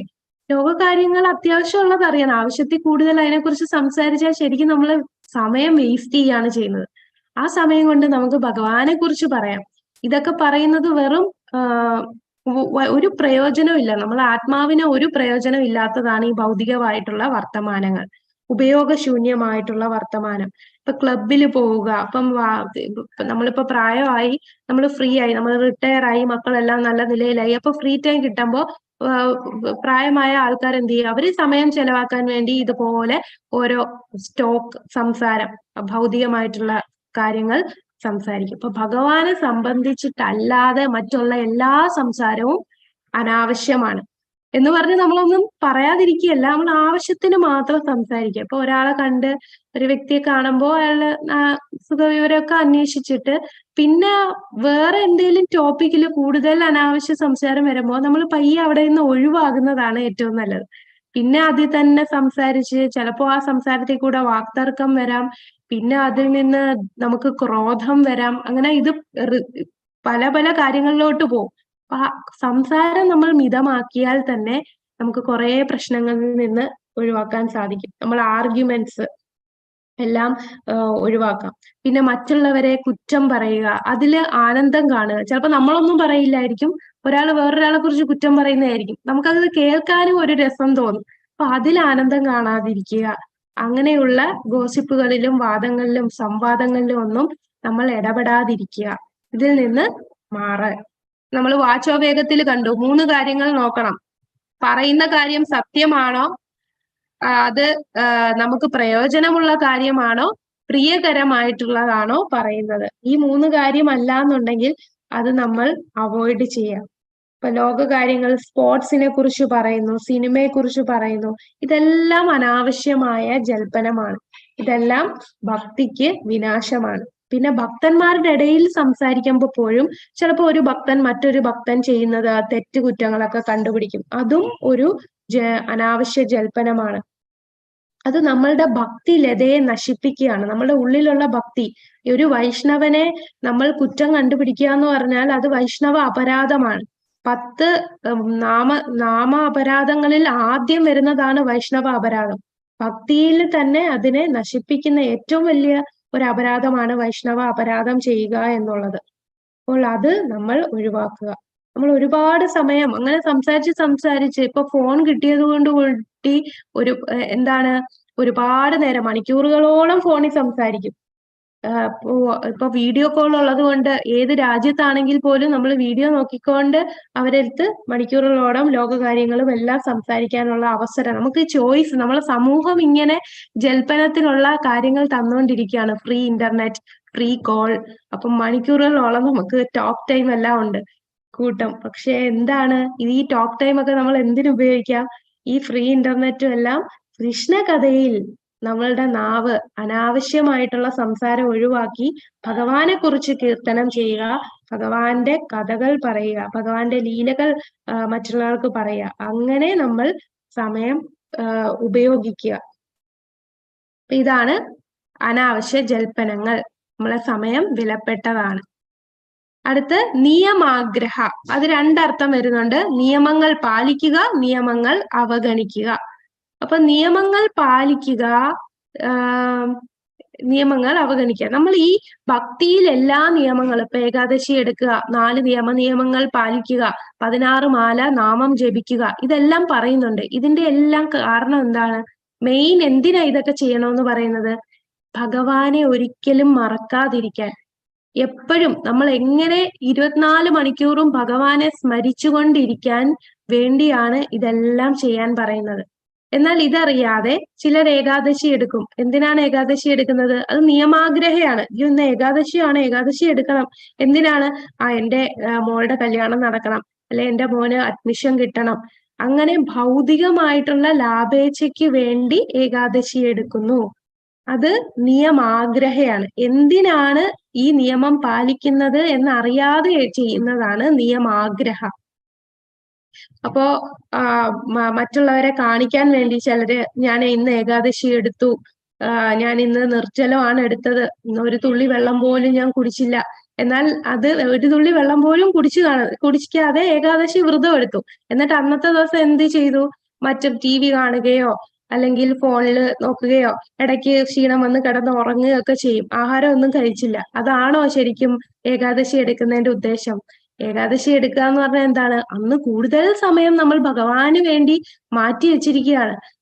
നമ്മൾ അന്ന് ഭഗവാനെ ഭക്തിയുത സേവനങ്ങൾ കൂടുതൽ ശ്രവിക്കുക, കൂടുതൽ നാമം ജപിക്കുക, കൂടുതൽ ഭഗവാനെ സ്മരിക്കുക, അർച്ചനം ചെയ്യുക, ഇതെല്ലാം ചെയ്യാൻ വേണ്ടിയാണ്. ഇതൊന്നും ചെയ്യാതെ ഞാൻ ഏകാദശി എടുത്തു എന്ന് പറഞ്ഞു. ഇതാണ് നിയമാഗ്രഹ. എന്തിനെടുത്തു, എന്തിനാണ് നിയമം എന്നറിയാതെ നിയമങ്ങൾ ഇങ്ങനെ എടുക്കുന്നതാണ് നിയമാഗ്രഹ. ഇനി നിയമഗ്രഹ. നിയമഗ്രഹ എന്ന് പറഞ്ഞാലോ നിയമങ്ങളൊന്നും പാലിക്കത്തില്ല. നാമം ജപിക്കും, പക്ഷെ ഈ 4 നിയമങ്ങളൊന്നും പാലിക്കില്ല. എനിക്കിഷ്ടമുള്ള ആഹാരം ഞാൻ കഴിക്കും, നോൺ വെജ് എല്ലാം കഴിക്കും, പക്ഷെ ഞാൻ നാമം ജപിക്കും. അങ്ങനെ നിയമങ്ങൾ പാലിക്കാതിരിക്കുന്നതാണ് നിയമഗ്രഹ. ഒന്ന് നിയമം പാലിക്കും, പക്ഷെ എന്തിനെടുത്തു എന്നറിയില്ല. ഇതിനൊരു ഉദാഹരണമുണ്ട്. നിയമാഗ്രഹയ്ക്കുള്ള ഉദാഹരണമാണ്. ഒരു വ്യക്തിയുടെ അടുത്ത് പറഞ്ഞു, ആരെങ്കിലും ക്ഷേത്രത്തിൽ പോകാൻ വരുമ്പോ അവരടുത്ത് ചെരുപ്പ് ഇവിടെ ഇട്ട് ടോക്കൺ എടുത്തിട്ട് വേണം പോകാനെന്ന് പറയുന്നു. അപ്പൊ ഓരോരുത്തരും ക്ഷേത്രത്തിൽ കയറാൻ വരുമ്പോ നിങ്ങൾ ചെരുപ്പ് ഇവിടെ വെക്കുക, ടോക്കൺ എടുത്തിട്ട് പോവാന്ന് പറഞ്ഞ് എല്ലാരും പറഞ്ഞു വിടുകയാണ്. അപ്പൊ ഒരു ദമ്പതികൾ വന്നു. അവര് ചെരുപ്പ് കാറിൽ ഇട്ടിട്ടാണ്, ചെരുപ്പിടാതെയാണ് നടന്നു വന്നത്. അപ്പൊ ഈ വ്യക്തി അവരെ വിളിച്ചിട്ട് പറഞ്ഞു, നിങ്ങളെ ചെരുപ്പ് എവിടെ പോയി? അത് ഞങ്ങൾ കാറിലിട്ട്. അത് പറ്റത്തില്ല, നിങ്ങൾ ചെരുപ്പ് ഇട്ടോണ്ട് വന്ന് ഇവിടെ ചെരുപ്പിട്ട് ടോക്കൺ എടുത്തിട്ടേ അകത്ത് കയറാവൂ. ശരിക്കും ആ വ്യക്തിക്ക് എന്തിനാണ് ചെരുപ്പ് ഇവിടെ വെക്കുന്നേ എന്നറിയില്ല. ശരിക്കും ആ ക്ഷേത്രത്തിൽ കയറുമ്പോൾ ചെരുപ്പ് ഇടാതെ കയറുക, അതാണ് നിയമം. അതിനു വേണ്ടിയാണ് ഈ ടോക്കൺ എടുത്ത് ഇവിടെ വെച്ചിട്ട് കയറിക്കോളൂ എന്ന് പറയുന്നത്. അപ്പൊ ചെരുപ്പിടാതെ വരുന്ന വ്യക്തിക്ക് അതിന്റെ ആവശ്യമില്ലല്ലോ, നേരെ അങ്ങ് ക്ഷേത്രത്തിൽ കയറിയാ പോരെ. അപ്പൊ ഇതാണ് നിയമാഗ്രഹ. നിയമം പാലിക്കുന്നു, പക്ഷെ എന്തിന് ചെയ്യുന്നു എന്ന് അറിയാതെ ചെയ്യുന്നത്. അപ്പൊ ഇതും ഭക്തിക്ക് നാശമാണ്. നിയമം പാലിക്കാതിരിക്കുന്നതും ഭക്തിക്ക് വിനാശമാണ്. അടുത്തത്, ശരിയായ ധാരണയില്ലാതെ പ്രവർത്തനം അപകടം വരുത്തുന്നു. ലൗകികയുമായിട്ടുള്ള കൂട്ടുകെട്ട്, അതാണ് ജനസംഘ. ഭൗതികമായിട്ടുള്ള ആൾക്കാരുമായിട്ടുള്ള കൂട്ടുകെട്ട്, അത് പ്രത്യേകിച്ച് നമ്മള് നിയോഫൈറ്റ്, നമ്മള് കനിഷ്ഠ അധികാരികളായിട്ടുള്ള ഭക്തന്മാര്, നമ്മൾ ഭക്തിയിൽ വന്നിട്ട് വളരെ കുറച്ചു കാലേ ആയിട്ടുള്ളൂ. അപ്പൊ അങ്ങനെയുള്ള ഭക്തന്മാര് കഴിവതും ഇങ്ങനെയുള്ള ആളുകളുമായിട്ടുള്ള കൂട്ടുകെട്ട് മാറ്റുക. കാരണം നമ്മൾ അവരുമായിട്ട് കൂട്ടുകെട്ട് വരുമ്പോ അവര് ഭൗതികമായിട്ടുള്ള പല കാര്യങ്ങൾ പറയുമ്പോൾ നമുക്ക് തന്നെ സംശയം തോന്നും, ഈ കൃഷ്ണാബോധം ശരിയാണോ? ഈ നാമമൊക്കെ ജപിക്കേണ്ട ആവശ്യമുണ്ടോ? ഈ നാമവും ജപിക്കുന്നില്ല, കൃഷ്ണാബോധം ഒന്നും ചെയ്യാതെ അവൻ എന്ത് നല്ല നിലയിൽ നിൽക്കുന്നു. നല്ല നില എന്ന് പറയുമ്പോൾ സാമ്പത്തികമായിട്ട് കുറച്ച് നല്ല നിലയിലായിരിക്കും, പക്ഷെ അതാണോ ഭക്തി? അത് നമ്മളുടെ മനസ്സിൽ ചഞ്ചലപ്പെടും, നമ്മൾ അതിൽ ആകൃഷ്ടരാകും. നമ്മൾ അങ്ങനെ ഭക്തി ചെയ്യാതെ അവരുടെ കൂടെ ആ ഒഴുക്കിന് അങ്ങ് പോകും. നമ്മളെ കൂടുതൽ ഇൻഫ്ലുവൻസ് ചെയ്യും. അങ്ങനെയുള്ള ആൾക്കാരുമായിട്ട് കൂടുതൽ നമ്മൾ സഹവസിക്കുകയാണെങ്കിൽ, കൂട്ടുകൂടുകയാണെന്നുണ്ടെങ്കിൽ, ഇപ്പൊ ഭൗതിക ബന്ധനത്തിനോ വിമോചനത്തിനോ കാരണമാകുന്നു. പിന്നെ വേറെ ടൈപ്പ്, ഈ ഭൗതികവാദികൾ മാത്രമല്ല, ചില ആൾക്കാർ മായാവാദികളായിരിക്കും. മായാവാദികൾ എന്ന് പറയുമ്പോൾ നമ്മളും ദൈവവും ഒന്നാണ്, നമ്മൾ ദൈവത്തിൽ അലിഞ്ഞു പോകുന്നു, നമ്മൾ ദൈവത്തിൽ ഒന്നാകുന്നു, ആ ഫിലോസഫി ഫോളോ ചെയ്യുന്ന ആൾക്കാരുമായിട്ടും നമ്മൾ കൂട്ടുകെട്ടിയാൽ, അവരുമായിട്ടും സഹവസിക്കുകയാണെങ്കിൽ നമ്മളുടെ ശരിക്കുമുള്ള ഭക്തി അവിടെ നഷ്ടപ്പെടുകയാണ് ചെയ്യുന്നത്. അപ്പൊ 3 തരം ആൾക്കാരുമായിട്ടുള്ള സഹവാസം നമ്മൾ ഒഴിവാക്കണം. ഒന്ന് ഭുക്തി, മുക്തി, സിദ്ധി. ഇപ്പൊ ഭുക്തി, ഈ ഇങ്ങനെയുള്ള ആൾക്കാരുമായിട്ട് കൂട്ടുകൂടുമ്പോ നമുക്ക് സംശയം തോന്നും, നമുക്ക് കൃഷ്ണാവബോധം ശരിയായിട്ടുള്ള കാര്യമാണോ? ഈ നാമം ജപിക്കുന്നതൊക്കെ ശരിയാണോ, ഇങ്ങനെ ആധ്യാത്മിക ലോകമൊക്കെ ഉണ്ടോ, കൃഷ്ണൻ തന്നെയാണോ പരമദിവ്യോത്തമ പുരുഷൻ എന്നൊക്കെ ഉള്ള സംശയം നമുക്കുണ്ടാകും. നമ്മൾ അങ്ങനെ ഇതല്ല നമ്മളെ വിശ്വാസം പോയിട്ട് നമ്മൾ വീണ്ടും നിയമങ്ങൾ പാലിക്കാതെ കുറ്റകൃത്യങ്ങൾ ചെയ്യാൻ തുടങ്ങും, നമ്മളുടെ മൂല്യങ്ങൾക്ക് വിരുദ്ധമായിട്ട് പ്രവർത്തിക്കും. അങ്ങനെ നമുക്ക് അത്യാഗ്രഹം ഏതിലുണ്ടാകും? ഭക്തിയല്ല, ഭുക്തി, മുക്തി, സിദ്ധി, ഈ 3 കാര്യങ്ങളിലേക്ക് നമുക്ക് അത്യാഗ്രഹം വരും. അതായത് ഭുക്തി എന്ന് പറഞ്ഞാൽ കൂടുതലായിട്ട് ഭൗതികമായിട്ട് ഉയരാനായിട്ടുള്ള ആഗ്രഹം. മുക്തി എന്ന് പറഞ്ഞാൽ ഞാനും ദൈവവും ഒന്നാകണം എന്നുള്ള ചിന്താഗതി. സിദ്ധി എന്ന് പറഞ്ഞാൽ ചില ശക്തികളാണ്. ഇപ്പൊ ചിലർക്ക് ചിന്തിക്കുന്ന മനസ്സിന്, മറ്റുള്ളവരുടെ മനസ്സിനെ നിയന്ത്രിക്കാൻ പറ്റും. ചിലർക്ക് അണുവിനെ പോലെ ചെറുതാകാൻ പറ്റും, ഒരു കല്ലിന്റെ അകത്ത് കയറാൻ പറ്റും, കൈ നീട്ടി എത്ര ദൂരം വേണേലും കൈ നീട്ടാൻ സാധിക്കും. ഇങ്ങനെ പല സിദ്ധികളുള്ള ആൾക്കാരുണ്ട്. നമ്മൾ പറയാറുണ്ടോ അദ്ദേഹം ഒരു സിദ്ധനാണ്. അപ്പൊ ഇതൊന്നും നമ്മുടെ ഭക്തിക്ക് അനുകൂലമായിട്ടുള്ള കാര്യമല്ല.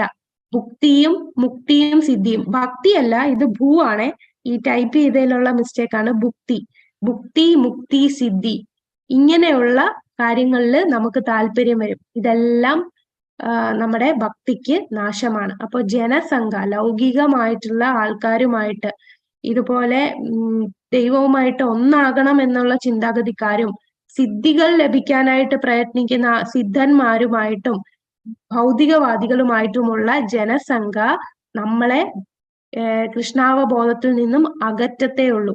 നമുക്ക് കൃഷ്ണാവബോധത്തിൽ തന്നെ സംശയം വരികയും നമ്മൾ കുറ്റകൃത്യങ്ങൾ ചെയ്യുകയും എല്ലാത്തിനും മൂല്യങ്ങൾക്കെല്ലാം വിരുദ്ധമായിട്ട് പ്രവർത്തിക്കാനും തുടങ്ങും. അതുകൊണ്ട് അങ്ങനെയുള്ള കൂട്ടുകെട്ടുകൾ നമ്മൾ കഴിവതും ഒഴിവാക്കുക. അപ്പൊ നമ്മൾ എന്ത് ചെയ്യണം? ആരുമായിട്ട് കൂട്ടുകെട്ട് ചെയ്യണം? നമ്മൾ കൃഷ്ണാവബോധം ഉള്ളവരുമായിട്ട് സംഘം ചേരുക. അങ്ങനെ കൂടുതൽ ഭക്തിയിൽ നമുക്ക് ഉയരാൻ സാധിക്കും. അപ്പൊ ഓരോ ശാസ്ത്രങ്ങൾ വഴി നമുക്ക് നമ്മളുടെ മനസ്സിൽ ഉറയ്ക്കും, ഇതാണ് നമ്മൾ ചെയ്യേണ്ട, ഈ യൂണിവേഴ്സില് ചെയ്യേണ്ട ഏറ്റവും ഉയർന്ന ഒരു പ്രോസസ്, ഒരു പ്രക്രിയയാണ് നമ്മളിപ്പോ ചെയ്യുന്നത്. നമ്മളൊക്കെ എത്ര ഭാഗ്യവാന്മാരാണ്. ചിലപ്പോൾ നമ്മൾ ഒരു മായാവാദി ഫിലോസഫിയിൽ പോയിരുന്നെങ്കിൽ ഒരിക്കലും നമുക്ക് ഈ ഭഗവാനെ കുറിച്ച് മനസ്സിലാക്കാൻ കഴിയില്ല. നമ്മളും ഭഗവാനും ഒന്നാന്നുള്ള കൺസെപ്റ്റിലേക്ക് നമ്മൾ പോയേനെ.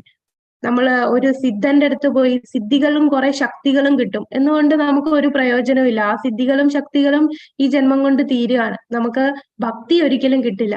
അപ്പോൾ ഈ ഇസ്കോണിൽ നമ്മൾ കണക്ട് ആയത് തന്നെ നമ്മൾ എത്രയോ ജന്മം ചെയ്ത എന്തോ ഒരു സുകൃതിയാണ്, ഏതോ ഒരു ഭക്തന്മാരുടെ സുകൃതി എല്ലാം ആയിരിക്കും.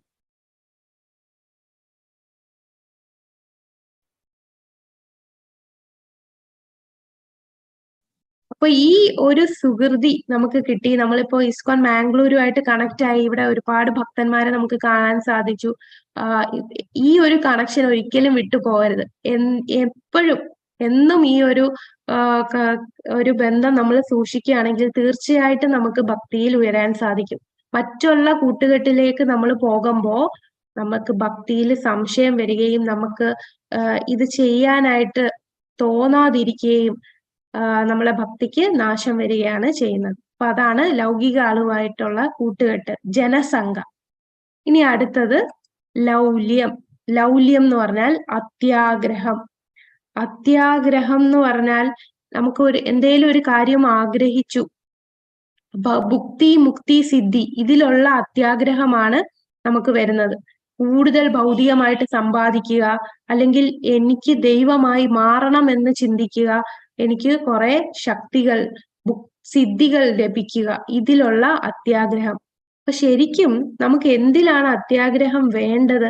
അത്യാഗ്രഹം വേണം, അത് കൃഷ്ണ ഭക്തി ലഭിക്കാനായിരിക്കണം അത്യാഗ്രഹം.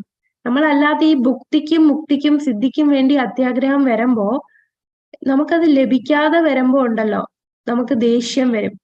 ദേഷ്യം വന്ന് പിന്നെ നമുക്ക് മനസമാധാനം തന്നെ ഇല്ലാതായി നമ്മൾ നാശത്തിലേക്ക് പോയിക്കൊണ്ടിരിക്കും. എന്നാൽ നമ്മളുടെ അത്യാഗ്രഹം അത് ഭഗവത് ഭക്തിയിലേക്ക് വേണം. നമ്മൾ 1% ചെയ്യുന്നത് പോലും നമുക്ക് നഷ്ടമാകാത്തതാണ് കൃഷ്ണാവബോധം.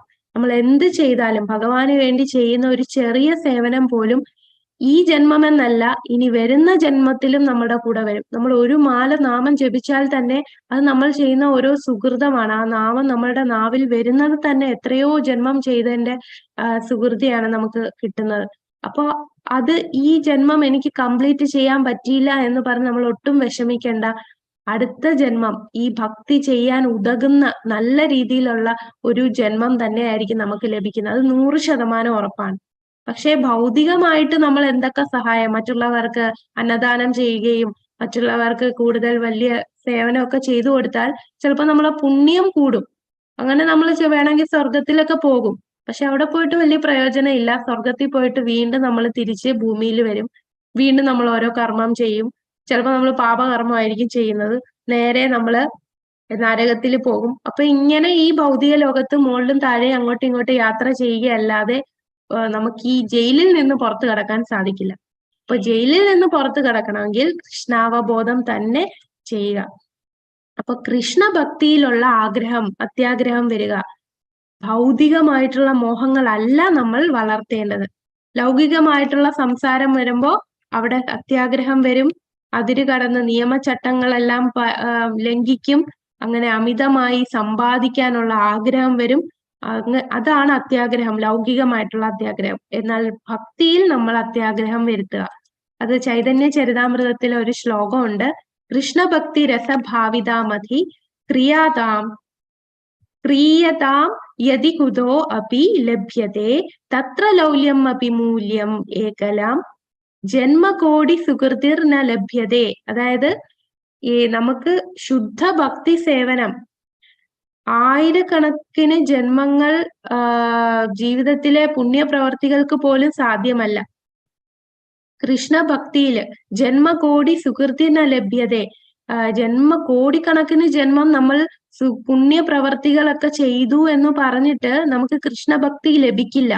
അതിന് ഒരു വിലയാണ് കൊടുക്കേണ്ടത്. എന്താണ്? നമ്മളുടെ ഉള്ളിൽ തന്നെ അതിയായ തീവ്രമായ ആഗ്രഹം, എനിക്ക് ഭഗവാനോടുള്ള ശുദ്ധ ഭക്തി വേണം. നമ്മളുടെ ഉള്ളിൽ ആ അത്യാഗ്രഹം വേണം. അത് എവിടെങ്കിലും കിട്ടി, ഈ അത്യാഗ്രഹം എവിടെങ്കിലും വാങ്ങിക്കാൻ കിട്ടുവാണെങ്കിൽ താമസിക്കാതെ അത് വാങ്ങിക്കണം എന്നാണ് ചൈതന്യ ചരിതാമൃതത്തിൽ മധ്യലീലയില് പറയുന്നതാണ്. അപ്പൊ കൃഷ്ണഭക്തി, കൃഷ്ണാവബോധം വരാൻ ഒരു കാര്യമേ ഉള്ളൂ. നമ്മളുടെ ഉള്ളിൽ ആ ആഗ്രഹം, എനിക്ക് ഭഗവാനോടുള്ള ഭക്തി, എനിക്ക് ഭഗവാനോടുള്ള പ്രേമഭക്തി വേണം എന്ന ആഗ്രഹമുണ്ടെങ്കിൽ തീർച്ചയായിട്ടും നമുക്ക് അത് എത്താൻ സാധിക്കും. അപ്പൊ അതിലായിരിക്കണം നമ്മളുടെ അത്യാഗ്രഹം വളർത്താൻ. ഹരേ കൃഷ്ണ. അപ്പൊ ഇതാണ് നമ്മളുടെ ഇന്നത്തെ ഈ ശ്ലോകം. അപ്പൊ എന്താണ് ഇന്നത്തെ ശ്ലോകം? അത്യാഹാര പ്രയാസശ്ച പ്രജൽപ നിയമാഗ്രഹ ജനസംഘശ്ച ലൗല്യം ച ഷഡ്ഭിർ ഭക്തിർ വിനശ്യതി. ഭക്തിയെ നശിപ്പിക്കുന്ന 6 കാര്യങ്ങളാണ് നമ്മൾ പറഞ്ഞത്. അപ്പൊ നമുക്കിനി ക്വസ്റ്റ്യൻ നോക്കാം. ഭഗവാന്റെ 3 പ്രാഥമിക ഊർജങ്ങളെ പട്ടികപ്പെടുത്തുക. അതായത് ഭഗവാന്റെ 3 ശക്തികൾ. ഏതൊക്കെയാണ് ഭഗവാന്റെ 3 ശക്തികൾ? ഹാൻഡ് റൈസ് ചെയ്യാമോ? ഭഗവാന്റെ 3 ശക്തികൾ അറിയാവുന്നവര് ഹാൻഡ് റൈസ് ചെയ്തോളൂ. വത്സല മാതാജി, ഹരേ കൃഷ്ണ. അന്തരംഗ ശക്തി, അതാണോ മാതാജി? കറക്റ്റ് ആണ്. അന്തരംഗ ശക്തി, തടസ്ഥ ശക്തി, ഇനിയൊന്ന്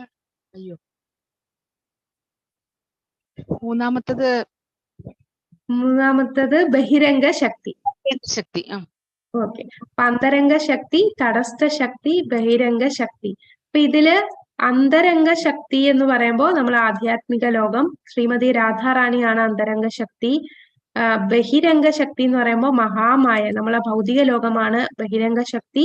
തടസ്ഥ ശക്തി എന്ന് പറഞ്ഞാൽ നമ്മൾ എല്ലാ ജീവാത്മാക്കളും തടസ്ഥ ശക്തിയിൽ പെടും. മഹാത്മാവും ദുരാത്മാവും. ആരാണ് മഹാത്മാവ്, ആരാണ് ദുരാത്മാവ്? സിമി മാതാജി പറയാമോ? ഹരേ കൃഷ്ണ. മഹാത്മാവ്, ദുരാത്മാവ്. അൺമ്യൂട്ട് ചെയ്തോളൂ മാതാജി. ഹരേ കൃഷ്ണ മാതാജി. മഹാത്മാവ് ഭഗവാനിൽ പൂർണ്ണമായി ശരണം പ്രാപിക്കുന്ന. ദുരാത്മാവ് ഭൗതികമായി ഒരുപാട് ആസക്തിയുള്ളവർ. അതെ മാതാജി. അപ്പോ മഹാത്മാവ് എന്ന് പറയുമ്പോ ഒരു എക്സാമ്പിള് വിശാല മനസ്കനാണ്. അദ്ദേഹം എല്ലാം ഭഗവാനെ തൃപ്തിപ്പെടുത്താനായിരിക്കും ചെയ്യുക. അദ്ദേഹം വളരെ സത്യസന്ധനായിരിക്കും മഹാത്മാവ്. ദുരാത്മാവ് എന്ന് പറയുമ്പോഴോ എല്ലാം സ്വന്തം കാര്യങ്ങൾക്ക് വേണ്ടി വളരെ നാരോ മൈൻഡഡ് ആയിരിക്കും. പിന്നെ സ്വന്തം ഇന്ദ്രിയ സംതൃപ്തിക്ക് വേണ്ടിയായിരിക്കും പ്രവർത്തിക്കുന്നത്. ഇതാണ് ദുരാത്മാവ്. ഇനി ത്രിമാന ദുരിതങ്ങൾ, അതായത് 3 ക്ലേശങ്ങൾ, നമ്മള് ഈ ഭൗതിക ലോകത്ത് അനുഭവിക്കുന്ന 3 ക്ലേശങ്ങൾ ഏതൊക്കെയാന്ന് രാജി മാതാജി? ഹരേ കൃഷ്ണ. നമ്മൾ അനുഭവിക്കുന്ന 3 ക്ലേശങ്ങൾ ഏതൊക്കെയാണ്? ഹരേ കൃഷ്ണ. ഹരേ കൃഷ്ണ മാതാജി പറയട്ടോ? മാതാജി പറഞ്ഞു. ആദി ദൈവികം, ആദി ഭൗതികം, ആധ്യാത്മികം. ഹരി ബോൾ. ആധ്യാത്മികം, ആദി ദൈവികം, ആദി ഭൗതികം. ഓക്കെ മാതാജി. ആധ്യാത്മികം എന്ന് പറഞ്ഞാൽ നമ്മളെ സ്വന്തം നമ്മൾ തന്നെ ശാരീരികമായിട്ടും മാനസികമായിട്ടും നമ്മളെ തന്നെ വരുന്ന ക്ലേശങ്ങളാണ്. നമ്മൾ കാരണം തന്നെ ഉണ്ടാകുന്ന ക്ലേശങ്ങൾ ആധ്യാത്മികം. ആദി ഭൗതികം എന്ന് പറഞ്ഞാൽ മറ്റു ജീവജാലങ്ങൾ കാരണം നമുക്കുണ്ടാകുന്ന ക്ലേശങ്ങൾ. ആദി ദൈവികം എന്ന് പറഞ്ഞാൽ ഇതുപോലെ പ്രകൃതി ദുരന്തങ്ങൾ നമ്മളുടെ ഒന്നും നിയന്ത്രണത്തിലില്ലാതെ ദേവന്മാരുടെ നിയന്ത്രണത്തിലുള്ളതാണ് ആദി ദൈവികം. നിയമാഗ്രഹത്തിന്റെ 2 അർത്ഥങ്ങൾ ഹ്രസ്വമായി വിവരിക്കുക. അപ്പൊ നിയമാഗ്രഹം എന്ന് പറയുന്ന 2 അർത്ഥം ഉണ്ടെന്ന് നമ്മൾ പറഞ്ഞല്ലോ. അത് ഏതൊക്കെയാണ്? ഹരേ കൃഷ്ണ. ഇതുവരെ പറയാത്തവര് പറയാമോ? വത്സല മാതാജി പറഞ്ഞു, രാജി മാതാജി പറഞ്ഞു, വത്സല ഗോപാലൻ മാതാജി പറഞ്ഞു. നിയമം പാലിക്കാതിരിക്കുക. നിയമം പാലിക്കും, പക്ഷെ കാര്യം മനസ്സിലാക്കാതെ കൂടുതൽ നിയമം പാലിക്കുന്നതിന് വേണ്ടിയിട്ട്. അതെ മാതാജി. ഹരേ കൃഷ്ണ. അപ്പൊ നിയമാഗ്രഹം എന്ന് പറയുമ്പോ 2 എണ്ണം ഉണ്ട്. നിയമാഗ്രഹം എന്ന് പറഞ്ഞാൽ നിയമം പാലിക്കാതിരിക്കുക. നിയമാഗ്രഹം എന്ന് പറഞ്ഞാൽ എന്തിനാണ് നിയമം ചെയ്യുന്നതെന്ന് അറിയാതെ നിയമങ്ങൾ പാലിക്കുന്നതാണ് നിയമാഗ്രഹം. അത്യാഗ്രഹം കൊണ്ട് 3 ക്ലേശങ്ങൾ. അത്യാഗ്രഹം കാരണം നമ്മള് 3 കാര്യങ്ങൾ പറഞ്ഞു. അത് എന്താണ്? ഹരേ കൃഷ്ണ. അത്യാഗ്രഹം കാരണം വിജയകുമാരി അമ്മ മാതാജി, വേറെ ആരും ഇല്ലേ മാതാജി? വേറെ ഇതുവരെ പറയാത്ത പുതിയതായിട്ട് ജോയിൻ ചെയ്തവർക്ക് പറയണേ, ഞാൻ അവരെയാണ് തപ്പുന്നത്. എല്ലാരെയും അൺമ്യൂട്ട് ചെയ്യാൻ പറഞ്ഞോളൂ. എന്താണ് അത്യാഗ്രഹം? 3 കാര്യങ്ങൾ, 3 ക്ലേശങ്ങൾ വരും. അതെ സിദ്ധി, ഭുക്തികാമി, മുക്തികാമി, സിദ്ധികാമി. അപ്പൊ അത്യാഗ്രഹം ചിലപ്പം ഭൗതികമായിട്ടുള്ള അത്യാഗ്രഹത്തിലോട്ട് നമുക്ക് പോവും. അല്ലെങ്കിൽ മുക്തി ലഭിക്കാൻ, മുക്തി എന്ന് പറഞ്ഞാൽ ഏത് മുക്തിയാണ് ഉദ്ദേശിക്കുന്നത്? ഞാനും ദൈവവും ഒന്നാണ്, എനിക്ക് ഭഗവാനുമായിട്ട് ഒന്നാകണം എന്നുള്ള ചിന്തി മുക്തി. സിദ്ധി എന്ന് പറഞ്ഞാൽ ഓരോ ശക്തികൾ, സിദ്ധി ലഭിക്കാനായിട്ട്. അണിമ, ലഘിമ, അങ്ങനെ കുറെ സിദ്ധികളുണ്ട്, അഷ്ടസിദ്ധികൾ. അപ്പൊ ഈ സിദ്ധികൾ ലഭിക്കാൻ വേണ്ടിയുള്ള അത്യാഗ്രഹം. നമ്മുടെ അത്യാഗ്രഹം എന്തിലായിരിക്കണം? നമ്മുടെ അത്യാഗ്രഹം കൂടുതൽ ശ്രദ്ധ കേന്ദ്രീകരിക്കാൻ, ശുദ്ധ ഭക്തി നമുക്ക് ലഭിക്കാനുള്ള, ശുദ്ധമായ ഭക്തിയുത സേവനം ചെയ്യാനായിട്ടുള്ള അത്യാഗ്രഹമായിരിക്കണം നമ്മൾ വളർത്തേണ്ടത്. ഹരേ കൃഷ്ണ. ഹരേ കൃഷ്ണ, ഹരേ കൃഷ്ണ, കൃഷ്ണ കൃഷ്ണ ഹരേ ഹരേ, ഹരേ രാമ ഹരേ രാമ, ഹരേ രാമ രാമ രാമ ഹരേ ഹരേ. ഹരേ കൃഷ്ണ. അഷ്ടസിദ്ധികൾ ഏതാന്ന് പറയാമോ? അഷ്ടസിദ്ധികള് എനിക്ക് എല്ലാം ഓർമ്മയില്ല. അതില് വരുന്നതാണ് അനിമ, ലഘിമ. നമ്മൾ ഭക്തി രസാമൃത സിന്ധുവില് പഠിക്കുന്നുണ്ടായിരുന്നു. കൈ ഇങ്ങനെ ഒരുപാട് ഇങ്ങനെ നീട്ടി വെക്കുമ്പോ ഒരിടത്ത് അതെ ദൂരെയുള്ള വസ്തു നമ്മൾ കൈ നീട്ടി വെച്ചിട്ട് എടുക്കുക. പിന്നെ നമ്മൾ ഫ്ലോട്ട് ചെയ്യുന്ന രീതിയിൽ നമ്മളുടെ വളരെ വെയിറ്റ് കുറയ്ക്കുക നമ്മളുടെ. പിന്നെ നമ്മള് ഒരു കല്ലിനകത്ത് കയറി പോകാൻ സാധിക്കുന്ന അത്രയും ചെറുതാകുക. അങ്ങനെ കുറച്ചുള്ള സിദ്ധികളാണ്. ഹരേ കൃഷ്ണ. പിന്നെ ഒരു കാര്യം പറയാനുള്ളത്, നമുക്ക് ആശ്രയ ഫോം ഉണ്ട്. പുതിയതായിട്ട് ജോയിൻ ചെയ്തവരെല്ലാരും ഉണ്ടല്ലോ അല്ലേ? ഹരേ കൃഷ്ണ. നമുക്ക് ഇപ്പോ ഗുരു ആശ്രയം എടുക്കുന്നതും ഉണ്ട്, കൂടാതെ ആസ്പയറിംഗ് ഫോം ഉണ്ട്. ഒരു മാല നാമം ജപിക്കുന്നവർക്ക് ആസ്പയറിംഗ് ഫോം ഫില്ല് ചെയ്യാം. 16 മാല ജപിക്കുന്നവരുണ്ടെങ്കിൽ അവർക്ക് ഗുരു ആശ്രയം ഫില്ല് ചെയ്യാം. അപ്പൊ ഇത് ഗുരുവിന്റെ അടുത്ത് പോവുക എന്ന് കാരണം നമുക്ക് ഭഗവാന്റെ അടുത്ത് നേരിട്ട് എന്തായാലും എത്താൻ സാധിക്കില്ല. ഒരു ഗുരു മുഖേന മാത്രമേ നമുക്ക് ഭഗവാനെ സമീപിക്കാൻ സാധിക്കൂ. അപ്പോ ആസ്പയറിംഗ് ഫോം എന്ന് പറഞ്ഞാൽ ഞാൻ ഭക്തി സീരിയസ് ആയിട്ട് എടുക്കുന്നുണ്ട്. ഇപ്പോൾ ഒരു മാലയെ ജപിക്കുന്നുള്ളൂ, എന്നാൽ ഭാവിയിൽ ഞാൻ 16 മാല ജപിച്ച് ഭഗവാൻ ദീക്ഷ എടുക്കാൻ താല്പര്യമുള്ള വ്യക്തിയാണ്. അതാണ് ആസ്പയറിംഗ്. പിന്നെ ഗുരു ആശ്രയ എന്ന് പറഞ്ഞാൽ ഗുരുവിന്റെ ആശ്രയം എടുക്കാനായിട്ട് താല്പര്യമുള്ള വ്യക്തികളായിരിക്കണം. ഇപ്പൊ ഗുരു ആശ്രയം എടുക്കുന്നവരുടെ സ്ട്രിക്റ്റ് ആയിട്ട് 16 മാല ജപിക്കണം, 4 യമനിയമങ്ങൾ പാലിക്കണം, അതുപോലെ ഉള്ളി വെളുത്തുള്ളി ഉപയോഗിക്കാൻ പാടില്ല, ചായ കാപ്പി ഉപയോഗിക്കാൻ പാടില്ല. ഇത് നിർബന്ധമായിട്ട് ചെയ്യുന്നവർക്ക് ഗുരു ആശ്രയ എടുക്കാവുന്നതാണ്. അപ്പൊ ഞാൻ അതിന്റെ ഫോം ഒന്ന് കാണിച്ചു തരാം. ഇതാണ് ഗുരു ആശ്രയയുടെ ഫോം. അപ്പൊ ഇതില് താല്പര്യമുള്ളവര്, ഈ ഗുരു ആശ്രയം എടുക്കുന്നവര് ഈ ഫോം പ്രിന്റ് ഔട്ട് എടുക്കാം. നമ്മള് ഗ്രൂപ്പിൽ ഈ ഫോം അയച്ചു തരാം. പ്രിന്റ് ഔട്ട് എടുത്തിട്ട് ഇതിനകത്തുള്ള ഈ ഭാഗം ഒന്നും ഫില്ല് ചെയ്യണ്ട, ഫോട്ടോ ഒട്ടിക്കണം. ഫോട്ടോ തിലകിട്ട ഫോട്ടോ ആണെങ്കിൽ അതാണ് ഉചിതമെന്ന് മാതാജി പറഞ്ഞിരുന്നു. അപ്പൊ ഈ ഫോട്ടോ ഒട്ടിക്കുക. ഈ 2 ഇതൊന്നും ഫില്ല് ചെയ്യണ്ട, യുവർ സെർവന്റ് ഇതൊന്നും ഫില്ല് ചെയ്യണ്ട. ഈ ജനറൽ ആൻഡ് സ്പിരിച്വൽ ഇൻഫർമേഷൻ ഇത് ഫില്ല് ചെയ്യുക. പേര്, ഫാമിലി പേര്, ഡേറ്റ് ഓഫ് ബർത്ത്, വയസ്സ്, പിന്നെ അഡ്രസ്, മാരിറ്റൽ സ്റ്റാറ്റസ്, മക്കളുടെ പേര്, അത് ആരെങ്കിലും കൃഷ്ണാബോധത്തിലുള്ള ഉണ്ടോ, പിന്നെ നമ്മൾ എത്ര 4 യമനിയമങ്ങൾ പാലിക്കുന്നുണ്ടോ, നാമഹട്ടയിലെ മെമ്പർ ആണോ അല്ലയോ, അതായത് അടുത്തുള്ള ഏതെങ്കിലും ഇസ്കോൺ ക്ഷേത്രങ്ങളിൽ പോകുന്നുണ്ടോ, പിന്നെ നമ്മൾ ഈ ടെമ്പിളുമായിട്ട് കണക്റ്റഡ് ആണോ. അതെ, നമ്മളിപ്പോ ഓൺലൈൻ ആയിട്ടാണെന്നേ ഉള്ളൂ, നമ്മൾ ടെമ്പിളുമായിട്ട് കണക്റ്റഡ് ആണ്, അത് യെസ് എന്ന് തന്നെ കൊടുക്കുക. കണക്ട് ചെയ്തിരിക്കുകയാണ്. നമ്മൾ ടെമ്പിളിൽ പോകാൻ സാധിച്ചില്ലെങ്കിലും ഓൺലൈനായിട്ട് എല്ലാ ക്ലാസ്സും ഇസ്കോൺ മാംഗ്ലൂരിലാണല്ലോ നമ്മൾ ക്ലാസ് അറ്റൻഡ് ചെയ്യുന്നത്. അപ്പം നമ്മൾ ടെമ്പിളുമായിട്ട് കണക്റ്റഡ് ആണ്.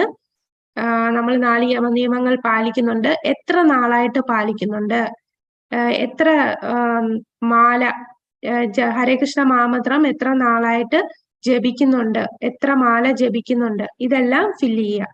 പിന്നെ ഗൈഡിങ് ഡിവോട്ടിയുടെ അടുത്ത് നമ്മുടെ നാമനിഷ്ഠദാസ് പ്രഭുവിന്റെ പേരാണ് എഴുതേണ്ടത്.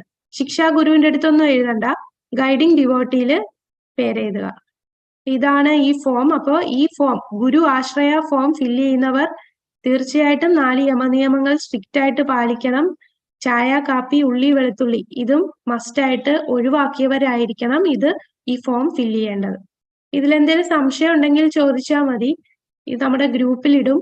എന്നിട്ട് ഇത് നിങ്ങൾ എഴുതി സ്കാൻ ചെയ്ത് അമ്മിണി മാതാജിയുടെ മെയിൽ ID-യിലാണ് മെയിൽ ചെയ്യേണ്ടത്. ആ മെയിൽ ID എല്ലാം നമ്മൾ ഗ്രൂപ്പിൽ അയച്ചു തരും. ഓക്കെ, അപ്പൊ ഇനി അടുത്തത് ആസ്പയറിംഗ് ഫോം ആണ്. ആസ്പയറിംഗ് ഫോം എന്ന് പറയുമ്പോൾ ആസ്പയറിംഗ് ഫോമിന് നമ്മള് ഒരു മാല ജപിക്കുന്നവർ മതി. എല്ലാ മാല ഈ 16 മാല വേണമെന്നില്ല. ഹരേ കൃഷ്ണ ഹരേ കൃഷ്ണ. ഈ ഗുരു ആശ്രയിൽ എന്തെങ്കിലും സംശയം ഉണ്ടോ? ഗുരു ആശ്രയം എടുക്കുന്ന ആരെങ്കിലും ഉണ്ടോ? ഉണ്ട് മാതാജി, ഞാൻ കൊടുത്തിട്ടുണ്ട്. എടുത്താല് ഞാൻ കൊടുത്തു മാതാജി. എവിടെയെങ്കിലും പോകേണ്ടതുണ്ടോ? വേണ്ട വേണ്ട, പോകണ്ട. ഇന്റർവ്യൂ അങ്ങനെയൊന്നും ഇല്ലല്ലോ. മാതാജി പറഞ്ഞോ മാതാജി. ഞാൻ കൊടുത്തിട്ടുണ്ട് മാതാജി. ഓൾറെഡി കൊടുത്തവര് കൊടുക്കണ്ട കേട്ടോ. ഹരേ കൃഷ്ണ മാതാജി. പ്രഭുവാദ ആശ്രയം എടുക്കാണ്ട് ഗുരു ആശ്രയം എടുക്കാൻ പറ്റുമോ മാതാജി? അത് ഗുരു ആശ്രയ എടുക്കാം പ്രഭു, അത് തന്നെ, പ്രഭാത ആശ്രയ തന്നെ. അത് തന്നെയാണ് ഇതല്ലേ? ഹരേ കൃഷ്ണ മാതാജി. ഹരേ കൃഷ്ണ. കഴിഞ്ഞ പ്രാവശ്യം ഫില്ലപ്പ് ചെയ്ത് അയച്ചതാണല്ലോ, ഇനിയും അയക്കണം. വേണ്ട വേണ്ട വേണ്ട വേണ്ട, ഇതുവരെ അയക്കാത്തവര് മതി, ആദ്യമായിട്ട് ചെയ്യുന്നവര് മതി. ഇതാണ് ആസ്പയറിംഗ് ഫോം. ആസ്പയറിംഗ് ഫോമിന് നമുക്ക് ഒരു മാല ജപിച്ചാൽ മതി. ഒരു മാല ജപിക്കുന്നവർക്ക് ഇത് ഫില്ല് ചെയ്യാം. ഇതും ഫില്ല് ചെയ്യുന്നത് ഇതേപോലെ തന്നെ. ഈ ഭാഗം ഒഫീഷ്യൽ റെക്കമെൻഡേഷൻ ഇവിടെ ഒന്നും ഫില്ല് ചെയ്യണ്ട. General and spiritual information. ഈ ആസ്പയറിംഗ് ഫോം ഫില്ല് ചെയ്യുന്നവർക്ക് ഈ 4 യമനിയമങ്ങൾ നിർബന്ധമല്ല. പക്ഷെ പയ്യെ പയ്യെ നമ്മൾ ഭാവിയിൽ സ്ട്രിക്റ്റ് ആയിട്ട് ഫോളോ ചെയ്യണം. ഇപ്പൊ തൽക്കാലത്തേക്ക് ഇത് കുഴപ്പമില്ല, നമ്മൾ ഒരു മാല ജപിക്കാം. 4 യമനിയമങ്ങൾ അല്ല, നോ ആണെങ്കിലും പ്രശ്നമില്ല. ഇത് ഫില്ല് ചെയ്യുക. ഇതിങ്ങനെ പ്രിന്റ് ഔട്ട് എടുത്ത് ഫില്ല് ചെയ്ത് സ്കാൻ ചെയ്ത് അമ്മിണി മാതാജിയുടെ മെയിലിലോട്ട് അയച്ചാൽ മതി. അപ്പൊ ഇപ്പോ 4 മാല ഒക്കെ ജപിക്കുന്ന ആൾക്കാരുണ്ടെങ്കിൽ അവർക്കും ഇത് ഫില്ല് ചെയ്യാവുന്നതാണ്. 16 ആണെങ്കിൽ മാത്രമേ ഗുരു ആശ്രയ ഫില്ല് ചെയ്യാവുള്ളൂ. അതായത് നമ്മുടെ പിന്നെ ശിക്ഷാഗുരുക്കന്മാരെല്ലാവരും ഇത് ചെയ്യുന്നവരല്ലേ, ഗുരു ആശ്രയം എടുത്തവരല്ലേ? അതെ അതെ അതെ അതെ മാതാജി.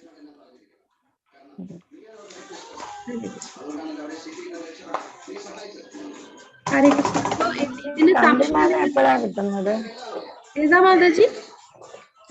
മാതാജിയൊക്കെ ഇരിക്കുന്നില്ല കണ്ടിമാല. അതെല്ലാവർക്കും ഇടാം മാതാജി. നമ്മൾ 4 യമനിയമങ്ങൾ പാലിക്കുന്ന എല്ലാവർക്കും ഇടാം. 4 യമനിയമങ്ങൾ പാലിക്കുന്നു, ഉള്ളി വെളുത്തുള്ളി കഴിക്കില്ല, ചായ കാപ്പി കുടിക്കുന്നില്ല എന്നുള്ള എല്ലാവർക്കും ഇത് കണ്ടിമാല ധരിക്കാവുന്നതാണ്. മാതാജി ഇത് ഗുരുവാശ്രയം എടുക്കുമ്പോ അവിടുന്ന് തരുമല്ലോ അല്ലേ? അത് തരും. അല്ലാതെ നമുക്ക് ക്ഷേത്രത്തിൽ നിന്ന് വാങ്ങിച്ച് ധരിക്കാവുന്നതുമാണ്.